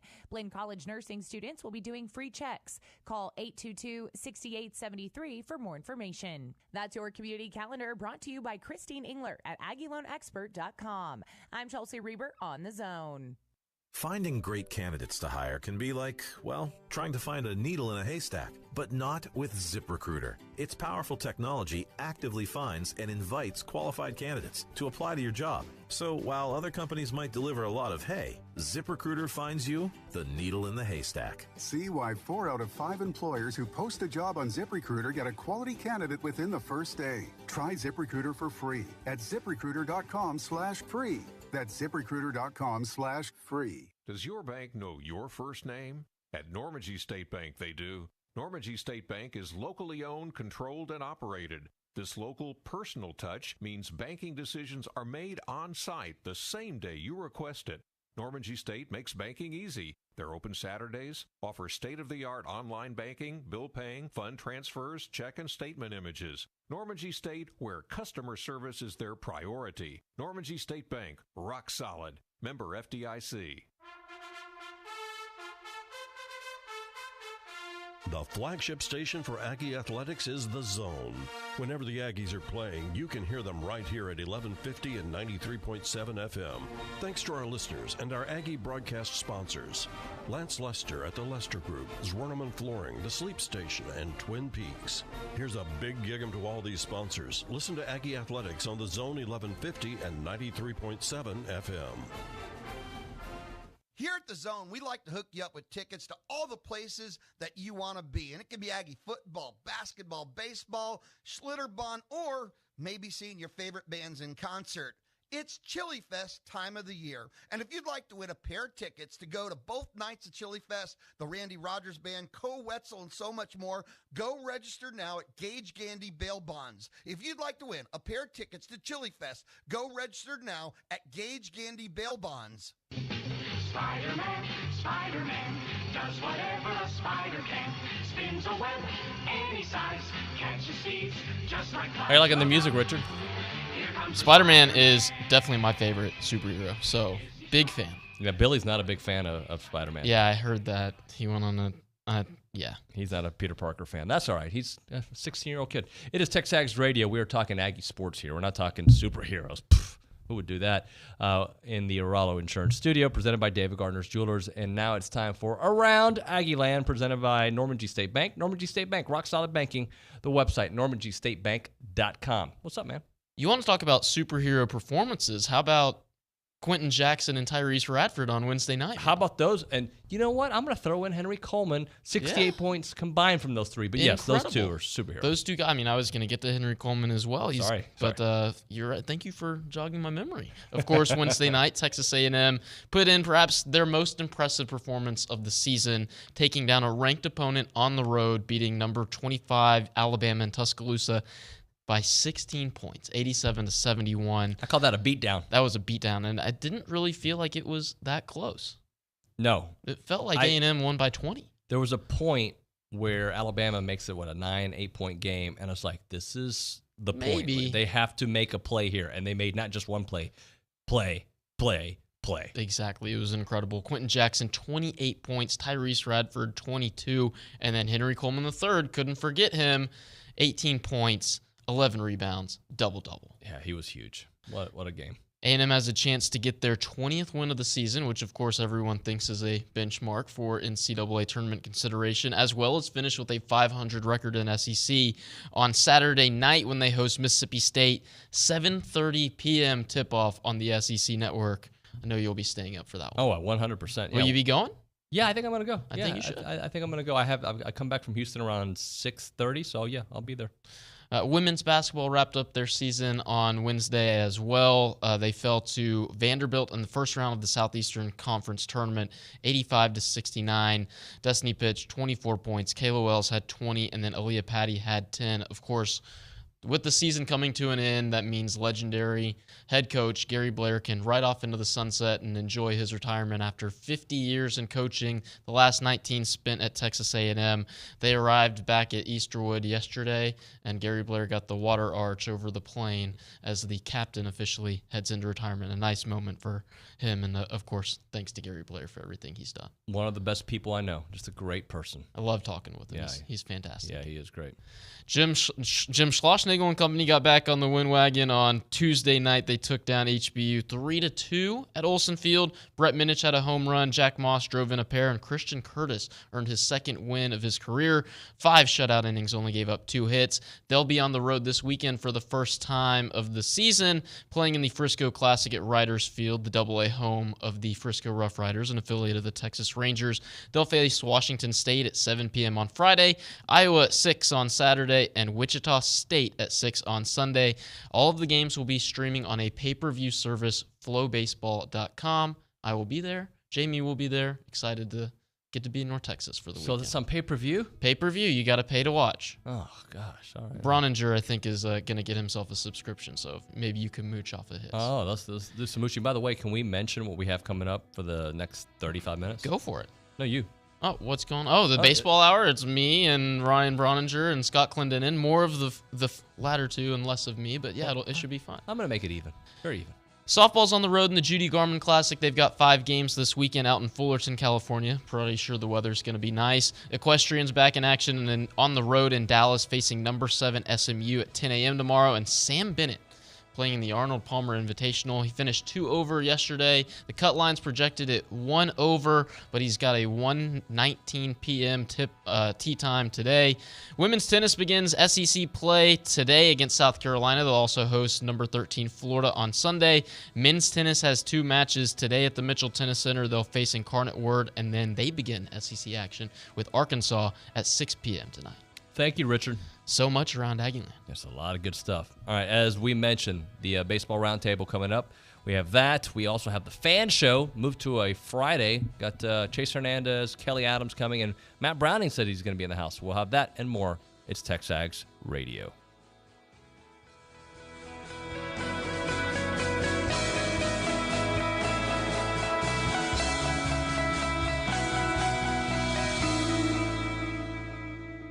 Parents, when it comes to your child's education, there's a lot to consider. No matter what you're searching for, search the Bryan Broadcasting half-price tuition program first. We've partnered with schools and learning centers throughout the area to get your students started with high-quality programs at half price. Right now, we're featuring half-price tuitions at Hopewell Classical Day School, Kinder Music, Happy Camper School, Multilingual Academy, and more. Half-price tuitions are first come, first served, and availability is limited. Go to halfpricebrazos.com. Hey, Joe, I thought you were retired. Living on a fixed income is tough. So here I am, an essential worker. I know. Food prices are going up every day. Thank goodness for benefitscheckup.org. Benefits what? Benefitscheckup.org. It's a free website where people over 60 can find help to pay for food, medicine, even utilities. I got $1,200 a year in benefits. Maybe it can help you. Want to listen online? Not sure of the prize rules? Would you like to learn more about your favorite host? Go now to Zone1150.com. Zone1150.com. This is KZNE College Station Bryan. Aggieland's home for sports.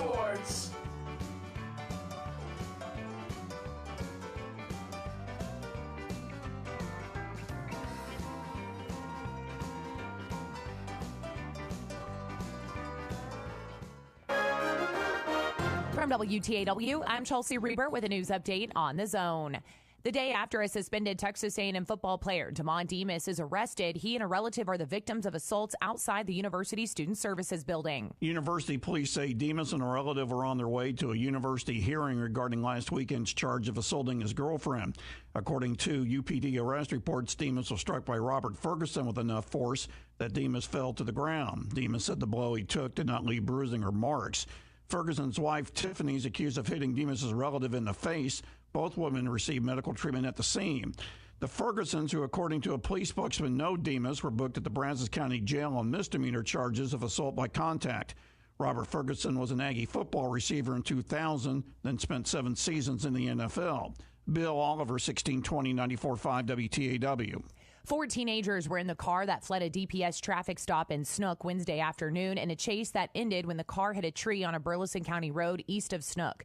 DPS reports all 4 were not wearing seatbelts. A 16 and a 17-year-old from Caldwell who were in the back seat were ejected and died at the scene. Those in the front seat were flown to O'Brien Hospital. The driver was identified as 18-year-old Frederick Hawkins of Snook, and the front seat passenger was a 17-year-old from Caldwell. This week's Brazos County Commission meeting included taking the next step towards repairing 2 bridges. One of the bridge projects is on Democrat Road over Sand Creek. The other project is located on Peach Creek Road over Lick Creek. March's first Friday in downtown Bryan includes a state recognition. Deputy City Manager Joey Dunn says tonight state officials will be presenting the city with formal designation of Bryan becoming a music-friendly community. We're just excited about really supporting the music industry, not just in downtown Bryan, but throughout our community. Really, Bryan College Station. Tonight's event, which is open to the public, starts at 7:30 at the Grand Stafford Theater. The state's presentation is followed by 2 concerts. There is no admission charge. I'm Chelsea Reber on The Zone. Shop local, buy local, save big deals. It's not every day you can save money. Oh, wait, you can. Hi, Jenny here from Big Deals. When you shop Big Deals, you'll save money every day on dozens of gift certificates from local businesses like these. Smitty K's Sports Bar and Grill, M&M Apparel, Premium Rapid Lube, and Specialties Photography. Visit AggielandBigDeals.com to save big. AggielandBigDeals.com. If you own construction equipment and need replacement rubber tracks, now's the time to get $200 off your next set of rubber tracks at WPI. Regardless of your machine's make or model, WPI can help. From custom hydraulic hoses, O-rings, and depth to teeth, buckets, and blades is at your local WPI. Visit Jesse James at WPI's new location in Bryan. Hurry in. $200 off rubber tracks in soon. Highway 21 East at Marino Road or click WPI.com. Good morning, sports fans. I'm Zach Taylor with your Aggie Sports Minute on the Zone. This Sports Minute is brought to you by Hilco Metal Roofing and Supply. Call 936-825-0500 or click HilcoSupply.com. Texas A&M head football coach Jimbo Fisher met with the media yesterday to preview spring practice, which is slated to begin on Monday. Now, in addition to addressing on-the-field news, Fisher was also asked about the recent suspension of wide receiver Damon Demas, who was arrested Wednesday for misdemeanor assault. Well, I'm not going to. I don't want to comment. Our Title IX handles all that, but you don't ever want guys to make mistakes. You don't ever want guys to make mistakes, not for themselves, but for the other people. They make mistakes too, and that's very. You don't. I won't ever condone that. Want to condone that, but our Title IX office will handle that, and that's out of our hands. Demas played in 10 games for the Aggies last year, hauling in 15 catches for 235 yards and 1 touchdown. Now, the rest of the receiving corps will try to pick up the slack when the team hits the field on Monday. Both Aggie Diamond sports are in tournament play this weekend. Baseball's up in the Metroplex, taking part in the Frisco Classic. Game 1 against Washington State is tonight at 7 o'clock with broadcast right here on The Zone. Meanwhile, softball's out in California to play in the Judy Garman Classic. The Maroon and White kick things off against Weber State this afternoon at 2, followed by a 7:30 showdown with Loyola Marymount. Coverage for both games is on Gospel 97.3 FM. And that's been your Aggie Sports Minute, brought to you by Hilco Metal Roofing and Supply.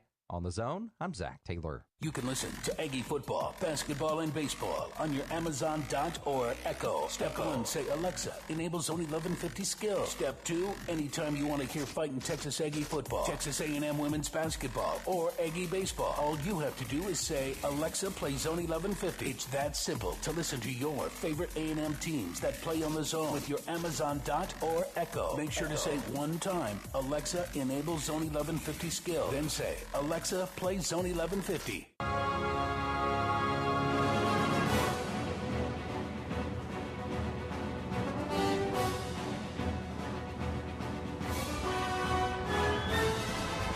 And we are back. TexAgs Radio presented by David Gardner's Jewelers. It is now time for the Baseball Roundtable. Hello, friends. How's everybody doing? Nobody's excited to talk. Bueno. That's Richard Zane. Ryan Broninger's here. Scott Clendenin. Hello. Está bueno. Está bien? I'm just glad I can feel my feet this week. Last week I was watching softball in Navasota. It was cold. So yeah. I'm glad to be back Last inside. Friday was one of the more brutal weather days that I've sat in a ballpark in a long time. It was bad. David, did you see the picture that we got of Bronny sitting behind home plate in the 9th inning? The one where he's sitting kind of like chilling? Show me. Yes. Oh, I got to find it. It's pretty bad. So not the one that John sent from the TV of you and Billy behind home plate. Where he literally looks frozen. He looks frozen. Oh, yeah. That one? You also look like a goon for a mafia boss. You look like you're ready to squab. I was very, very cold. Miserable. Bottom of the 9th inning. It was pretty bad. Miserable. All right, so let's start there. What went wrong and what went right over the last week, guys? I think more went wrong than went right, and I think Jim Schlossnagle will tell you that. One of the things that I've been you've definitely noticed it. I don't know if you call it refreshing, whatever you want to say, is that he is brutally honest in his interviews post-game during the week. He's going to tell you the truth, and he ain't going to sugarcoat it. Whereas I think Rob was a little bit more measured with kind of how he presented his information. Schloss is going to tell you exactly how it is, exactly what's on his mind, and he's not really worried about people's feelings in terms of, if people hear it, like, what are they going to think? Like, I think that the week was frustrating would be the big word. And I don't know that there was a better word for it. It's early, so there's no need to panic, and I wrote that this week. But it's frustrating. When you leave all those guys on, it's frustrating. When you strike out the rate that A&M's striking out, it's frustrating. They're better hitters than that. And he believes that they're better hitters than that. And, Scott, I don't know if you heard on, I believe it was the post game in the midweek against Houston Baptist. He said, we're going to coach this team like we think they're going to be. Yeah, I think that's exactly where he is, and I agree. I've heard the interviews. I think that he is giving you a great look at where everything really is. I agree with him that not getting guys on base would be a bigger problem, but nothing is more frustrating than getting the guys on base and not driving them home. And I think that he showed that there are guys that I want to pitch that I'm not ready to pitch in a 2-run ball game or a 1-run ball game, that I need this team to spread it out so I can give those guys the opportunity. We saw that in the first game of the year. At the end of the game when A&M spread that game out, then you had a chance to see some guys go out there and get their feet wet. And I think that's why frustration is a good word for it. And I think it also amplifies, and I mean, one of the questions we had to answer is, well, Trevor Warner's not out there. Well, the Trevor Warner we saw definitely affects the games, but Trevor Warner also needs time out there so he can back up what he did in the first week and make that who Trevor Warner is the rest of the season. Zane?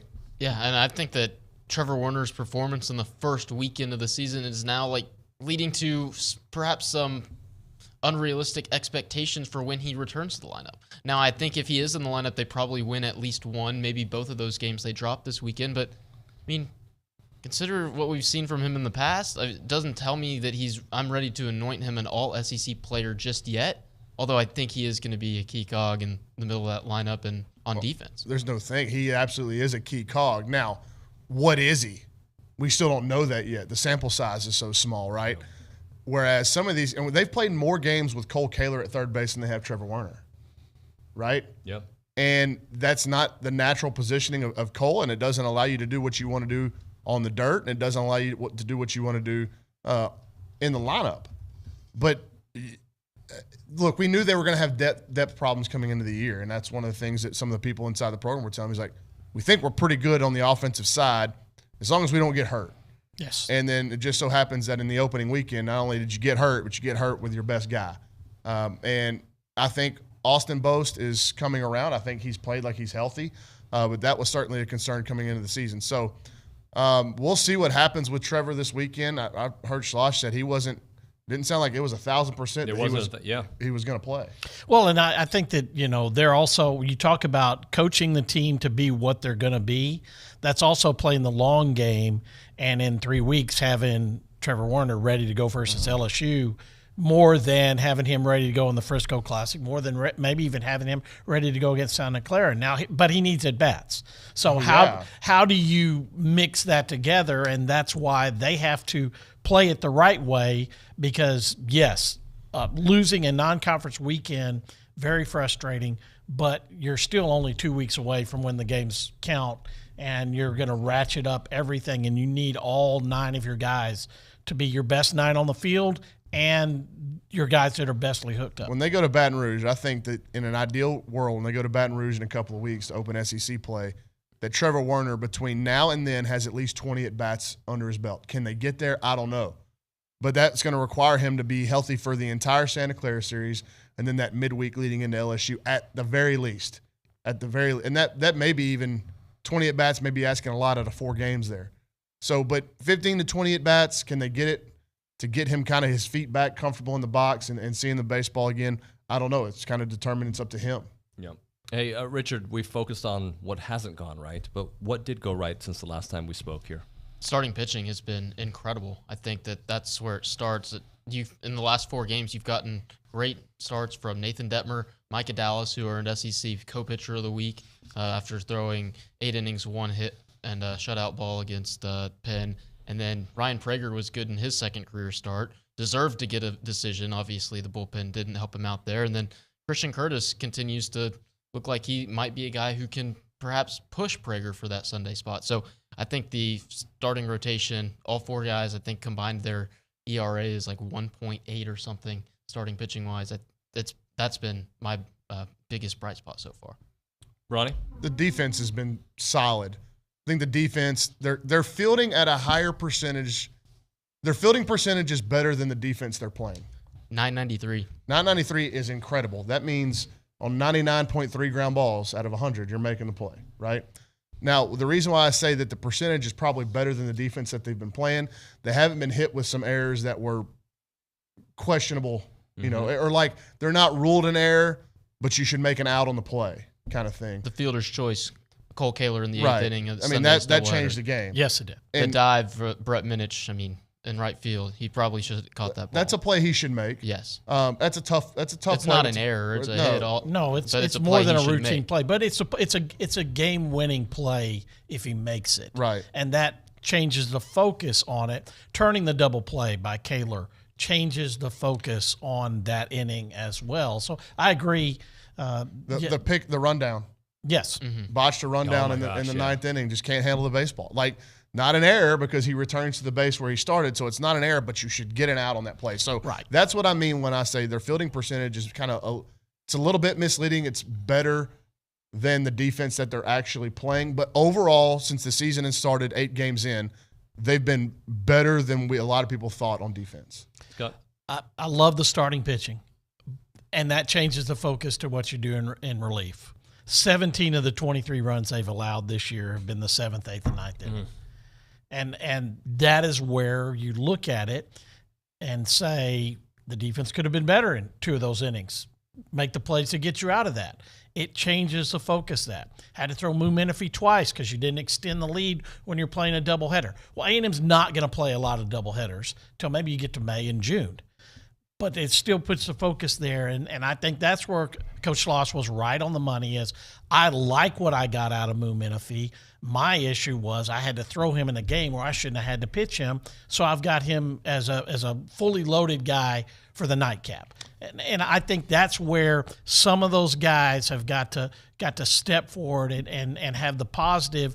And this weekend can be a chance for that bullpen to feel good about themselves like the rest of the team does. That would be good for me. You know, Slosh isn't just holding his team accountable. He's holding himself and his coaching staff accountable. And you heard it whenever he said, look, I made the decision to take Austin Bose out of that game on Sunday to try to get a little bit better defense on the field. And what do you know? That spot comes up, was in the 8th inning with 2 men on, second, third, and 1 out, and we get a strikeout out of that spot. And you'd like to think the result would have been different if I would have kept Austin in. So he goes, I'm just as culpable on this thing too. Yeah. So it's not that he's picking and choosing where he's going to shine the light on the blame. He understands that it's a whole thing. Like we are building a baseball program together. So when it doesn't go right, it starts at the top. It starts with me, and then it kind of trickles down into how I coach these kids. The old adage is you're either coaching it or you're letting it happen. Yep. One of the two. So, and I think he kind of believes in that line of thinking. Richard, speak a little to the not stepping on the jugular, if you will, the fact that they have a 5-0 lead and they can't add more runs, and knowing the bullpen has had some issues, how that changes the way we look at it.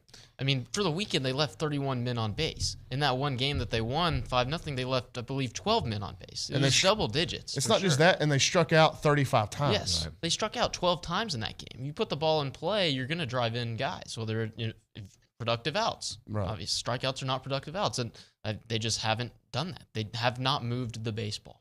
And the crazy stat of the week and all of that, A&M's 0 for 12 with the bases loaded. There's a situation where you've got built-in opportunities to blow innings out, and this team is not going to be 0 for 12 with the bases loaded much longer. But you get the strikeout in that situation, then you go from having 1 out with runners in scoring position to now my chance at getting a hard hit ground ball to the right side can't even get anything in. And I do like what he said about it's got to get done earlier in counts and RBI spots. Don't let it get to 2 strikes where you've got to expand. Get the pitch you want early. Don't swing through it. One of the things, so my last year at McNeese, we weren't as a team very good. But we set the school record for batting average and led the conference in hitting. And one of the things that we tracked was foul balls. And people just look past foul balls, especially early in counts, and it's nothing. It's just a strike, right? But we would go back and no, it's not okay for you to foul this pitch off. You have to hit that pitch. If you get something in the middle of the plate that you can handle, fouling it off at a college baseball level is not good enough. And so don't just be fixated with what happens with 2 strikes. How did we get there, right? And understanding the approach and the process in RBI spots to drive in runs is if I get something I can handle early to a good area of the plate, I need to get it done early, because as it gets later in the counts and these home plate umpires have left a little bit to be desired, you have to really expand off the plate with 2 strikes to do it. So while the odds are in your favor early in the count, let's get it done. So much of the struggles, and Schlossnagel has said this, has come from the fact that they aren't on time with fastball. So, Bronny, I've heard you say it. You can't be a good hitter without being able to hit the fastball. Yeah, and a lot of that goes to preparation, I think, on deck. Look, being on time to hit a fastball is just a timing thing, but it's also there are some things that you can look at mechanically of why that's happening, why you're missing planes on fastballs. But it can be, like Schloss said, a thing can become a thing. Early in the year, if you harp on it too much, it's almost like when they get into the box, is it something that they're overthinking about? Sure. And it's taken away from their natural ability to be a hitter. So it's a delicate balance. It's not a trend yet. It's an issue, but it's not a trend yet, right? We don't know if they're going to have a problem driving in runs the entire year. Right now they do. This is the trend that they've got. This is the trend that they strike out too much, but it's not an overarching issue yet. Or it's an issue, excuse me. It's an issue, but it's not a trend yet. Well, and they have a chance to make it a non-issue before they get to SEC play, where the velocity goes up, where it's going to be harder to hit that fastball. So they have a chance to make it the non-issue. And that's what this weekend, midweek, 2 midweek games and another weekend series, they need to make that a non-issue. They need to be on fastball, drive the ball, and even if you don't get great results, you're going to a bigger park. You don't, it's going to be different against better teams, but put the ball in play in that situation and make it a non-issue going forward. Richard, how much of a step up is this competition they're facing this weekend? Well, it's their first time seeing power conference opponents, but I mean, if we really don't know. Washington State, you're going to get to see a Friday night ace this weekend, or tonight, I guess, from the Cougars. But Iowa just lost to a D2 school.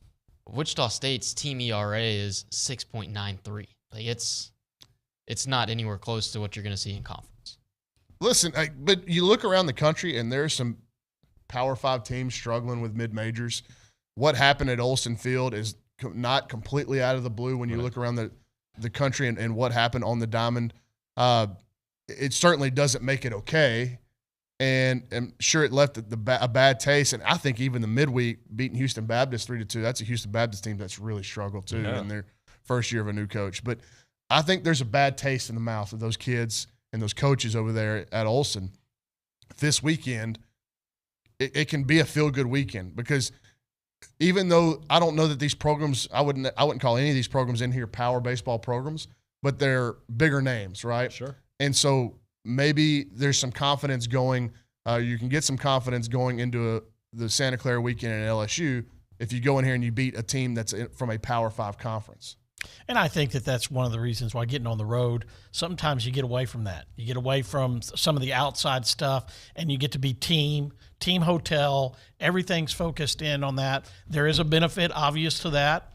And, they can go have a good day, go have a good weekend, and just feel better about being at the ballpark. Feel like you did the first week. Feel like you did coming out of spring practice when you weren't missing those fastballs, when you were having some of that success. And I think that the non-issue can get resolved pretty quickly. All right, let's do this. Let's hit a break. If you want to be a part of the conversation, you can text us any question you want at on the A&B text line 979-693-1150. You can also call the show on the BCSI hotline 979-693-1150. Much more from the Baseball Roundtable next on TexAgs Radio. I'm Chelsea Reber with your community calendar on the Zone, brought to you by Christine Engler at AggieLoanExpert.com. With an easy refinance, save over $350 a month. NMLS 1309378, Equal Housing Opportunity. The Alzheimer's Foundation of America is hosting a free virtual conference for Texas residents on Wednesday, March 9th. Attendees will learn about healthy aging, a variety of Alzheimer's-related topics, and more. Visit alzfdn.org for more information. The Bryan Police Officers Association is now accepting applications for the Mark Hyatt Scholarship, open to any Brazos County resident. Apply online at bryantx.gov/police. The deadline is March 11th. College Hills Baptist Church provides free tutoring every Wednesday and Thursday night for all students in the Brazos Valley area, from elementary school to college students. Come out and receive free tutoring from Texas A&M students for all your homework and studying help. That's your community calendar, brought to you by Christine Engler at AggieLoanExpert.com. I'm Chelsea Reber on the Zone. This is Tim Schnabel with Aggie Land Green, here with a special message for our friend, Hall of Fame coach Gary Blair. Coach, your accomplishments on and off the court in Aggie Land makes you a beloved figure in this community, and your friends at Aggie Land Green want to say congratulations and thank you for representing Texas A&M with character and with class. Also, for that winning play you drew up for your yard and your trees, thanks and gig 'em, Coach. If you have a debit card, you're used to spending money. But what if your card actually ended up earning you money? That's not exactly normal, but that's what you can get at A&B. It's called Kasasa Cashback Checking. Don't mind the weird name. What you need to know is that it's a free account with cash rewards. Use your debit card for everyday purchases, and we'll pay you cash back every month. If that doesn't sound like normal banking, well, guess what? We're not a normal bank. So contact A&B today and ask for Kasasa or visit ANB.com. Equal housing lender, member FDIC. This is ESPN Radio. Newly elected Pro Football Hall of Famer, great Leroy Butler. You still crying or the tears dried up now? No, they'll still be flowing. To think what I've had to go through as a child growing up, African American in the inner city, single parent home, special needs kid, to be a Hall of Famer is pretty amazing. 2022 Naismith Memorial Hall of Fame finalist George Karl. I know he wants to play with his son and be the first person to do that, and I think that's a reality. Raheem Morris, Rams defensive coordinator. Hey, Raheem ain't changed a bit. Don't worry about it. You all right. You safe. See, I couldn't wait to talk to you. When they got me the call, they said, Keyshawn, I want to talk to you. And Max telling me I couldn't wait to talk to you guys. Johnny Dawkins, UCF head coach. Coach, can you still shoot that thing? Absolutely. I want to see it. We need to run that back. I think they would have paid me more than they paid Jay Will. Listen in to ESPN Radio, weeknights and weekends on Sports Radio, 1150 and 93.7 FM.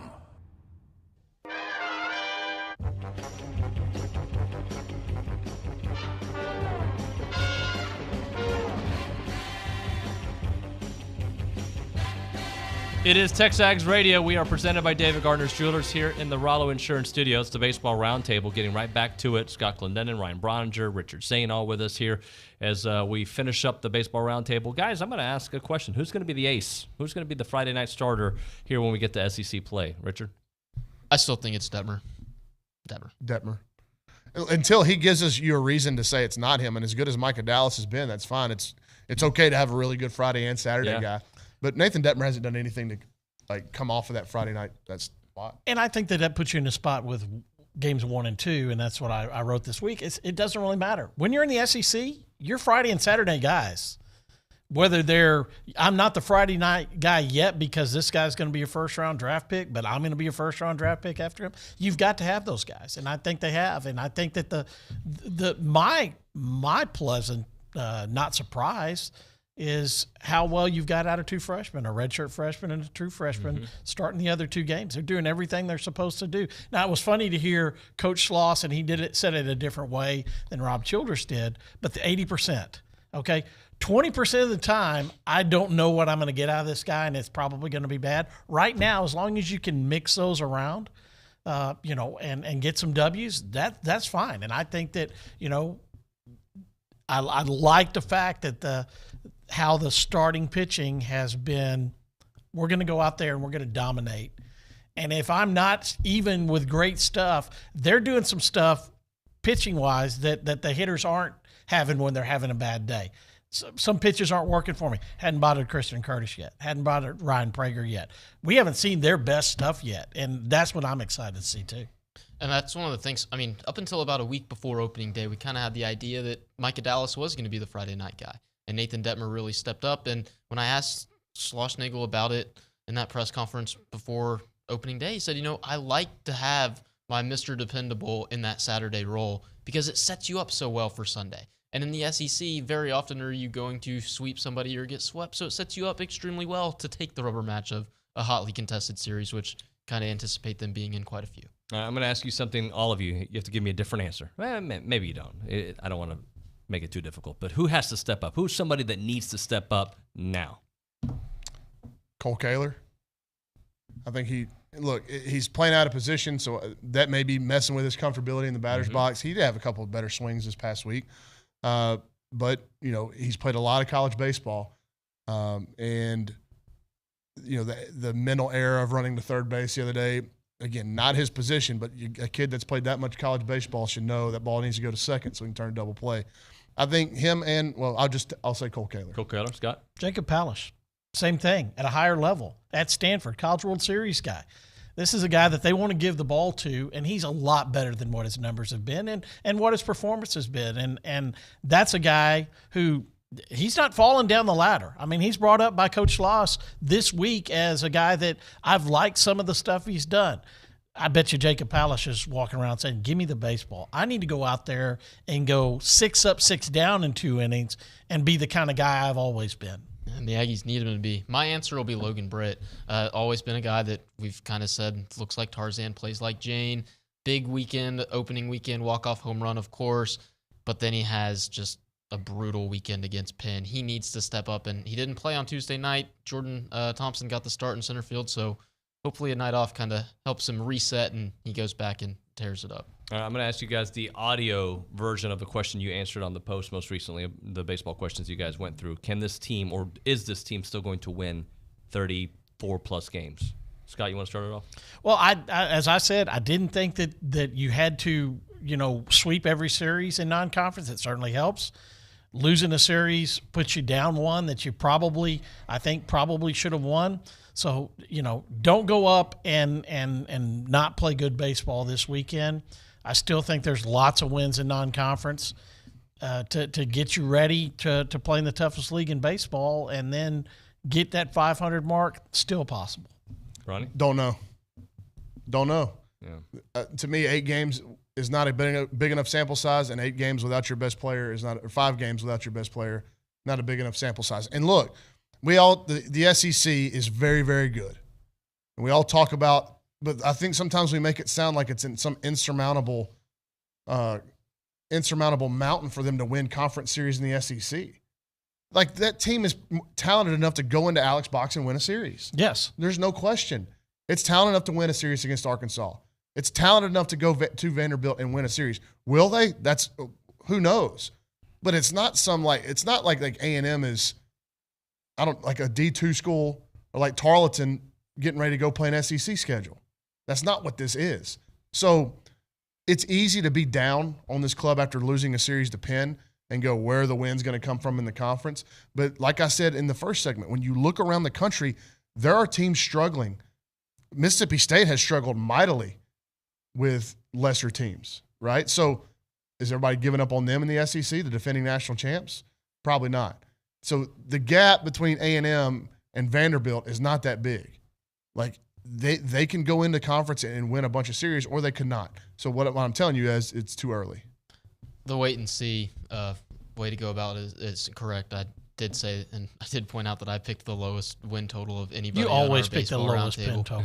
Yeah, I don't know if it's being a realist or being a pessimist. Probably the latter, honestly. Or probably 20 years where the Dodgers were terrible. Yeah, because you two, being Astro fans, know nothing. Or I guess all three of you know nothing about terrible baseball teams. You're outnumbered, buddy. Yeah, but I don't know. I think that they could still get in that 33, 34 win range, but they obviously can't do it if they play like they did last No, weekend. they have to play better much baseball. better. Yeah. Much better baseball. All right, we got about 30 seconds for each to answer this. What do we want to see this weekend, Richard? 3 wins and offense hits with runners in scoring position. Ronnie?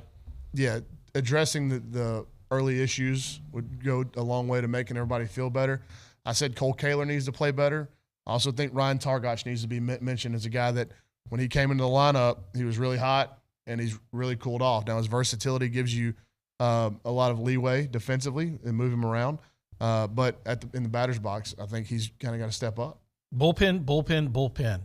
Pitch like your starters do, and you're going to take the pressure off a lot of these hitters as well. If the bullpen is in the position and doing the job that I think they have the guys out there to do, I think it would lead to a really positive weekend. Jacob Palish has to have a good weekend out of the bullpen for sure. Gentlemen, thank you so much. We appreciate it. I bet they're going to see a lot more Brad Rudis too. Oh, yeah. Yeah. Good stuff, Ronnie, Scott, and Richard. Appreciate you. Coming back, we have the Fan Show presented by Girard Construction. That's next here on TexAgs Radio, presented by David Gardner's Jewelers. If you text the show a snarky remark, he'll bark back. It's David Nuño on TexAgs Radio. Weekdays on the Zone. Chili Fest 2022, presented by Miller Lite, is headed to Snook, Texas, April 1st and 2nd for 2 days of live music, including Saturday performances by Tanner S. Ray, Pecos and the Rooftops, Colby Cooper, Easton Corbin, and headliner Co Wetzel.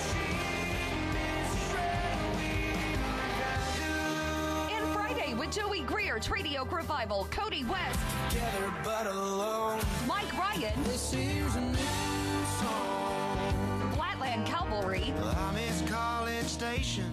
Them balls are good to me. And headliner, the Randy Rogers Band. Trying to buy myself a chance. Get tickets now at chilifest.org, plus camping, team information, and more. Chili Fest 2022, presented by Miller Lite. Miller Brewing Company. Great beer, great responsibility. 21 means 21. VeraBank is open and we are excited to serve you in College Station. Hi, this is Erica Archer, Treasury Management Officer at VeraBank, and I specialize in helping businesses run their day-to-day operations more efficiently, saving you valuable time. Our team's job is to make yours easier. So give us a call or come by and see us off of Highway 6. At VeraBank, you have a team of genuine bankers on your side, and you can bank on it. Visit verabank.com today. That's VERA bank.com. VeraBank. Member FDIC, Equal Housing Lender. Hey parents, when it comes to your child's education, there's a lot to consider. No matter what you're searching for, search the Bryan Broadcasting half-price tuition program first. We've partnered with schools and learning centers throughout the area to get your students started with high-quality programs at half price. Right now, we're featuring half-price tuitions at Hopewell Classical Day School, Kinder Music, Happy Camper School, Multilingual Academy, and more. Half-price tuitions are first come, first served, and availability is limited. Go to halfpricebrazos.com. The flagship station for Aggie Athletics is The Zone. Whenever the Aggies are playing, you can hear them right here at 1150 and 93.7 FM. Thanks to our listeners and our Aggie broadcast sponsors, Pioneer Steel, Gulf States Toyota, Cherry Rafino with Coldwell Banker Apex Realty, and Amarillo National Bank. Here's a big gig 'em to all these sponsors. Listen to Aggie Athletics on The Zone 1150 and 93.7 FM. It's your last chance to win Journey tickets on the Louis Bellina Show. This Monday is our final Rodeo Monday, thanks to Texas Rose Boutique and Catalina Hatters. When you hear Journey play, the song doesn't matter. It's just one of the greatest bands to ever rock the planet. When you hear Journey play on the Louis Bellina Show on this Monday, be caller number 11, and you'll win a pair of tickets to see Journey at the Houston Rodeo, thanks to Texas Rose Boutique and Catalina Hatters.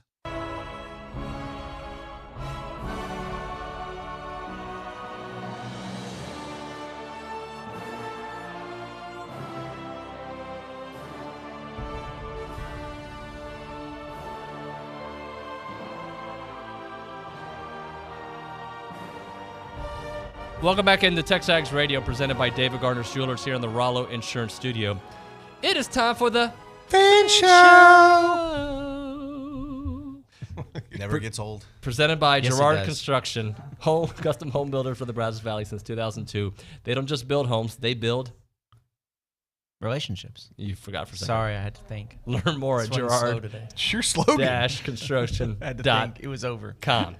Chase Hernandez in the house. Hey, buddy. How are you? Kelly Adams in the house. Hello, buddy. Glad to be here. Matt Browning in the house. Hello, my friend. Sup? Sup, bro? Sup, man? So before we get started into the things, all right, the great topics, are you going to complain today about the music?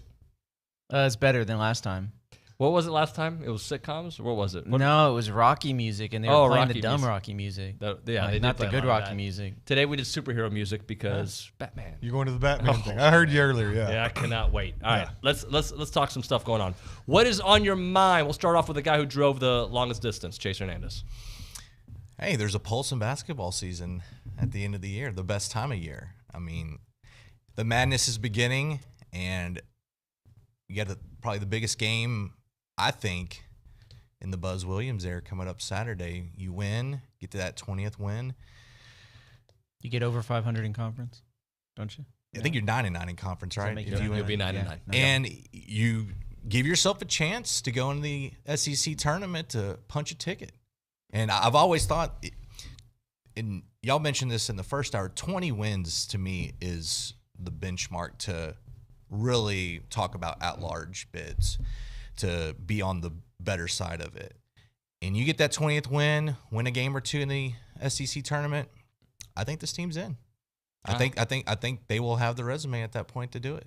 I do want to remind people that if you look at the SEC standings, I got them right here, they have a chance to be in the, not the upper tier, but in that middle tier, higher part of the middle tier. Look at this. They can they can have the same record as Alabama. They'll be above Alabama. They can have the same record as Florida. They'll be above Florida. Who are they going to play in the first round? It depends. It could be LSU. It could be Mississippi State. The one thing you got to watch is you do have to watch these other tournaments too and see how things play out.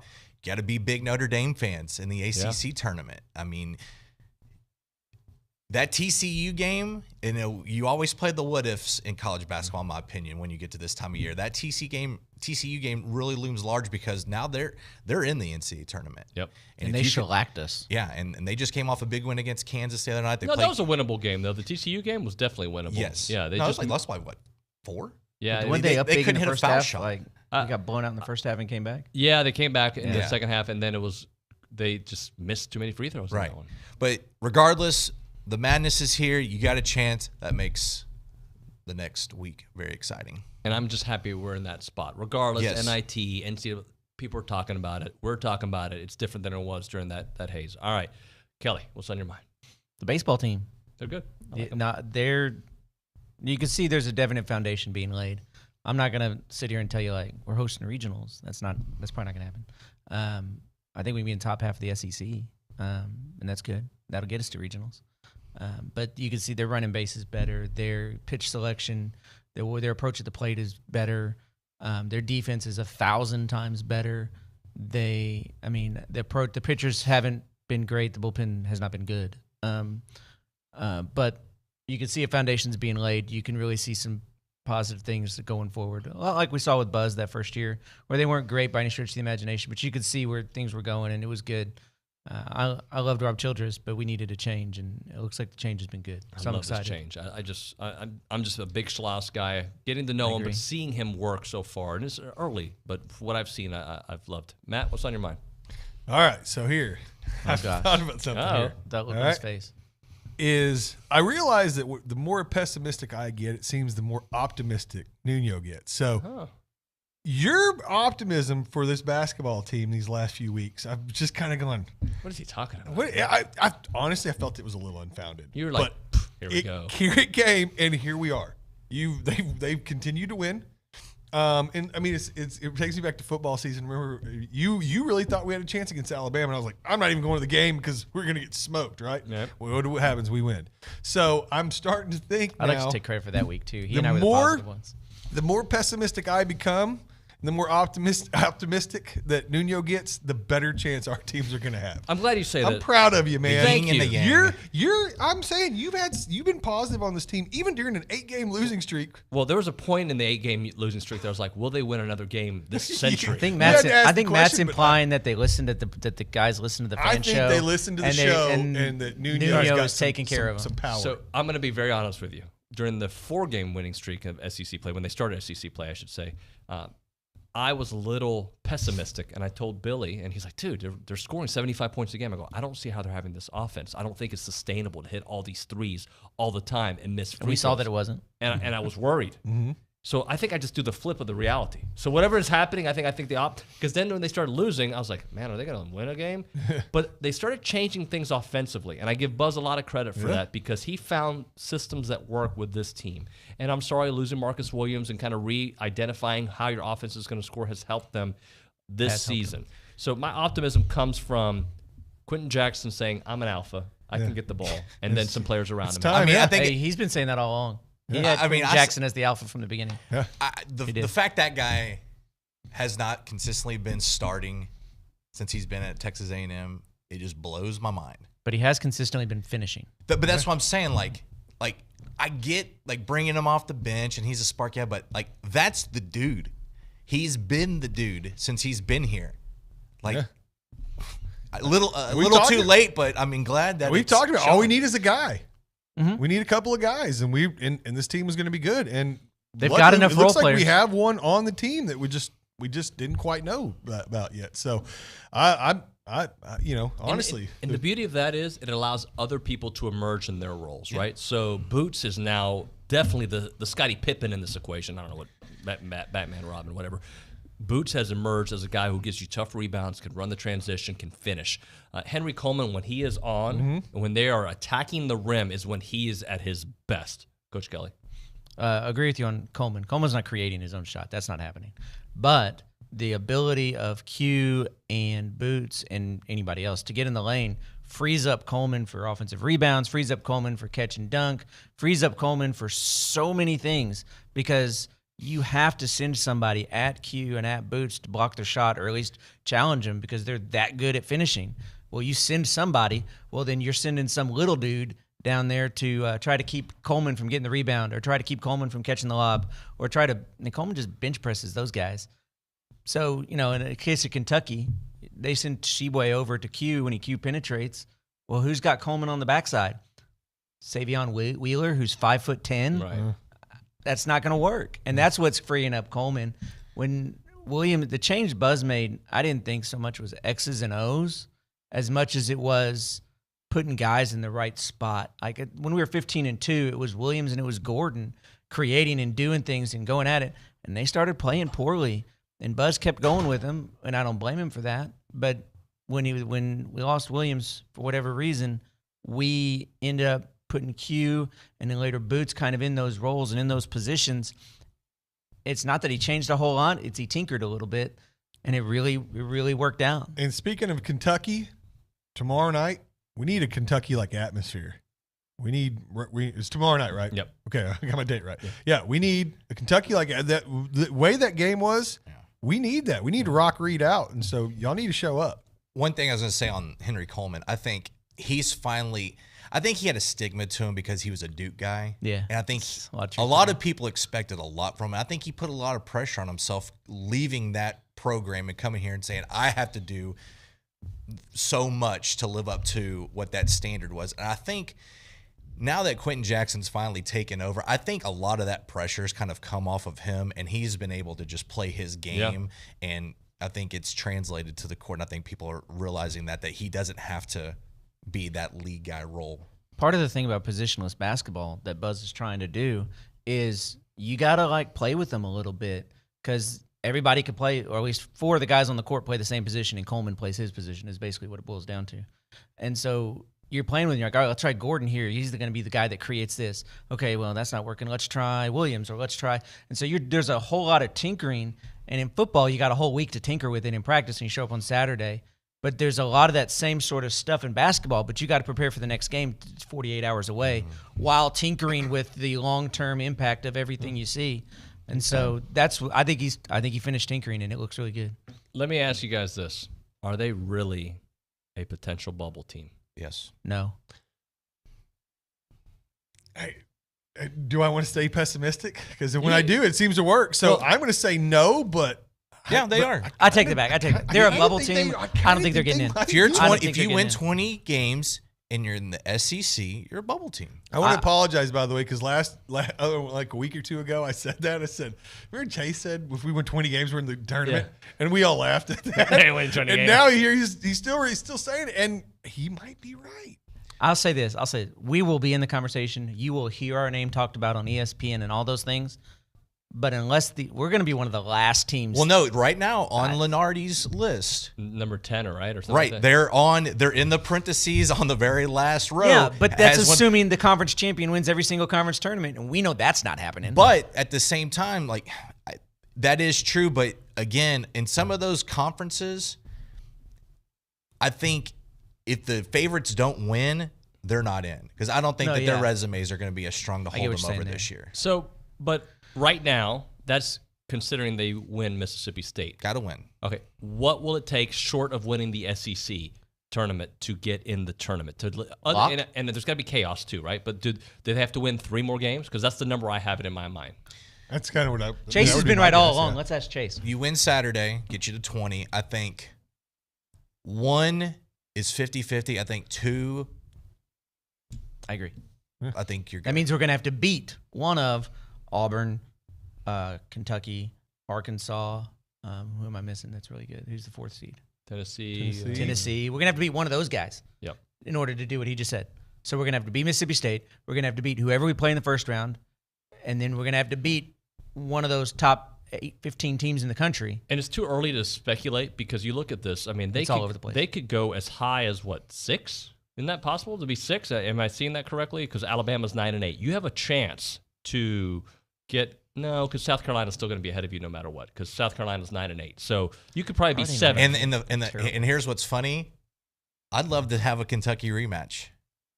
I wouldn't. I just want the easiest teams possible. Yeah, the two teams I don't want to face. Out of what's left, though, I don't want Kentucky and I don't want LSU. I don't want bad Arkansas. matchups. I think Arkansas is the hottest team right now. Yeah. Arkansas is tough, but we match up with Arkansas better than those other two. Yeah, I just don't want to. I'd like to play Tennessee. That's what I'd like to do. I think Tennessee is a game that, and you know what? Let's give us Alabama again. Like, I don't know about that. Just saying, like. And Alabama, to me, Alabama and Arkansas are kind of the same. When they're knocking shots down, you're going to play a really good team. Yep. Yeah. Right. Yeah. You're gonna, and you just have to beat them. If I have to pick from the good teams from a matchup perspective, I'm picking Tennessee for us. I think Tennessee's the best matchup. Well, how good of a matchup is Mississippi State? Because there's a chance you play them twice, and it's hard to beat a team twice back to back. Howland's a good coach, guys. Yeah. Watch out. Let's say we go out there and we should beat them. We go out there and we roll them at Reed Arena. Be ready the next time because Howland is going to make a change, and that guy's a good coach. Watch him. Here's what I would like: get Vanderbilt somehow because they already beat you. Oh, we owe them. Yeah, and just get that off you. All right, move on. Yeah. But all right, we can continue. I also want to touch on spring ball with you guys. It is TexAgs Radio presented by David Gardner's Jewelers here in the Rollo Insurance Studio. I'm Chelsea Reber with your community calendar on the zone, brought to you by Christine Engler at AggieLoanExpert.com. Get pre-approved today with a 5-minute loan approval. NMLS 1309378 Equal Housing Opportunity. The second annual Hope for Hospice 5K is this Saturday at Wolfpen Creek. Proceeds benefit the Illumin Hospice Foundation. Visit illuminhealth.com to register. Brazos Valley Troop presents Joyful Noise, an inspirational and gospel musical celebration and sing-along. Performances run Friday through Sunday at their 29th Street studio. For reservations, email bvttix@yahoo.com. Brazos County Senior Citizens Association is hosting a free health fair on Wednesday, April 13th from 9:30 a.m. to 12:30 p.m. at 1402 Bristol Street in Bryan. Blinn College nursing students will be doing free checks. Call 822-6873 for more information. That's your community calendar brought to you by Christine Engler at AggieLoanExpert.com. I'm Chelsea Reber on The Zone.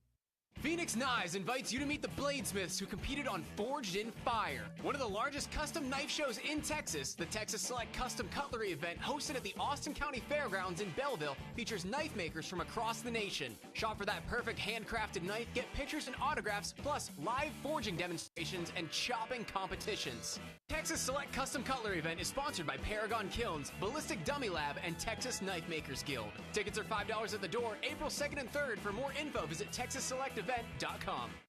You want to feel important. You want to be a part of something bigger, something that matters and can help change things. You want to feel like you belong. We know. We felt that way too. And that's why we did something about it. We aren't just Army National Guard soldiers. We are normal people just like you. And together, we can make a difference. Take on your legacy. Visit NationalGuard.com to find out more. Sponsored by the Texas Army National Guard. Aired by the Texas Association of Broadcasters and this station. Shop local, buy local, save big deals. It's not every day you can save money. Oh, wait, you can. Hi, Jenny here from Big Deals. When you shop Big Deals, you'll save money every day on dozens of gift certificates from local businesses like these. Nestle Toll House Cafe by Chip, Socorro's Second Chance Resale Shop, Superior Auto Service, and the Chocolate Gallery. Visit AggielandBigDeals.com to save big. AggielandBigDeals.com. DJ K-Dub checking in, previously on the Fine Bomb Show. Jeff is next. Good afternoon, Jeff. When are you going to have your next show get-together?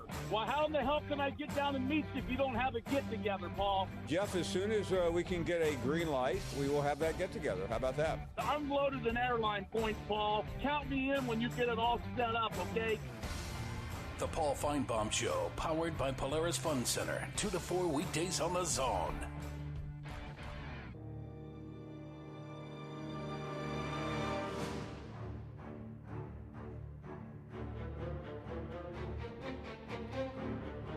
I really don't know what song this is. Can Nick Savage type it in the chat? Because I don't even know. Superhero song, though. It is TexAgs Radio. We are presented by David Gardner's Jewelers. Is it Batman? I don't know. I think it is, actually. Peacemaker? I haven't watched that show yet. Hilarious. I heard it's good. Hilarious. That's the John Cena one? Pretty funny, yeah. Yeah? It's pretty funny. By the Don't way, watch it with your kids, though. No. Do not. Oh, Captain America Civil War. Should Okay. you watch Deadpool with your kids? I might have done They that with have the a clean version you can watch with your Yep, kids. there's the part 2 The clean version's 10 minutes long. No. It's a full movie. It's Yeah, the they whole just cut all and the- it's got Fred Savage in it. Yeah. As the Wonder Years kid, right? Yeah. Or not the Wonder Years. From what movie was it? It was from no, Princess Big. Bride. Not Big. Princess Bride. He No. was late. Yes, it was. That was Fred Ben Savage. Savage. Fred Savage laid in the bed, and his grandpa read him Princess Bride. You are right. What the hell I'm are always we right. doing? Don't get so mad. I'm always Gosh. That Brownie coming with heat. Bring movies. I know movies. Well, we're gonna talk. Peaky Blinders is back, my friend. Oh, buddy, I'm excited. I know. We'll talk about that later. All right, spring ball's here. Do you guys listen to Jimbo? Anything jump out at you that you were impressed by or thinking about? Well, I mean, we might as well let's tackle the quick elephant in the room. Make it quick about it, but Demas. Yep. It's a shame because the kid seemed like you could see flashes of just all world talent, but for some reason it just never came together, and obviously he's got some off the field issues, and that whole saga from yesterday seems to be pretty strange. I mean, to be, the way we saw it, you see this, and then you see an article that the father of somebody, they got into a fight outside, and you find out it's former Aggie wide receiver Robert Ferguson, and Ferguson is jacked, by the way. That dude is so big. I've heard that. I've seen him use. He's not like, of all the former Aggie wide receivers, he's probably the last one I'd want to tangle with. He or Mike Evans, one of those just big. So. And it's a shame. The whole thing's a shame, and you just hate it for everyone involved. You see somebody waste talent, and especially if everything is what we've come to know, it's an absolute shame, and I hate it. But hopefully the guys can refocus, and it's gonna open a door for some of these other young receivers to come up. Moose, we're already pretty high on Moose, stepping up, but I mean we've got these true freshmen. When you look at Chris Marshall and you look at Evan Stewart, Noah Thomas. I'm telling you, I think Noah Thomas might be the sleeper of this class. That kid, you watch his film from high school, amazing. It's unreal. He's sick. So you've got some young talent coming in. We've got some of the guys that have ridden the bench, Keith Brown, guys like that can come in and take over that spot. And I mean, so it is concerning to lose a guy like Demas, a 5-star all-world guy that we really projected high but hadn't done a lot. But we got a lot of talent in that wide receiver room, and I'm excited to see who'll step up and fill that role. Football aspect, I'm not worried about it. I mean, you got talent there. That void will be filled right away. I mean, it is what it is. I think we should focus on really a lot of other battles that are going on. I'm intrigued by the running back position with A-Chain at track. That is a door wide open this spring for people to get those 1s and 2 reps right there to see who's going to take that step to be the number 2 guy. I'm intrigued by LJ Johnson. Mm-hmm.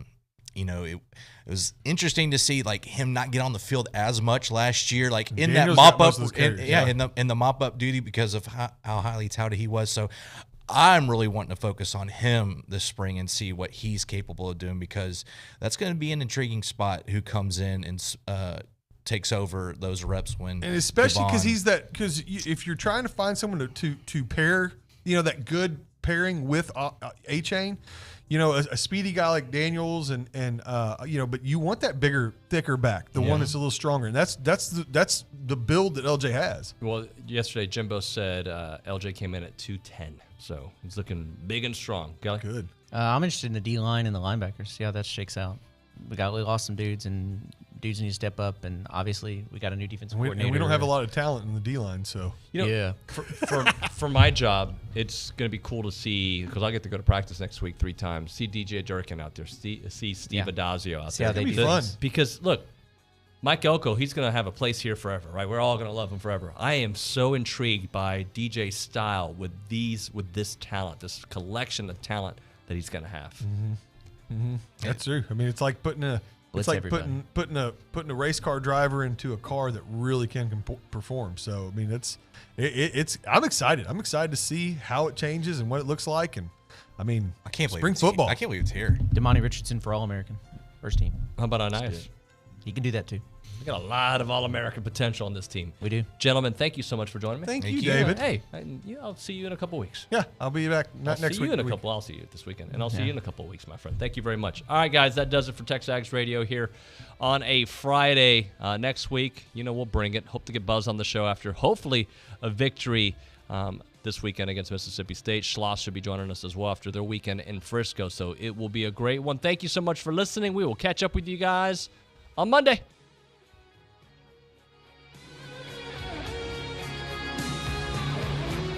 Bank is open and we are excited to serve you in College Station. Hi, this is Erica Archer, Treasury Management Officer at Bank, and I specialize in helping businesses run their day-to-day operations more efficiently, saving you valuable time. Our team's job is to make yours easier. So give us a call or come by and see us off of Highway 6. At Bank, you have a team of genuine bankers on your side, and you can bank on it. Visit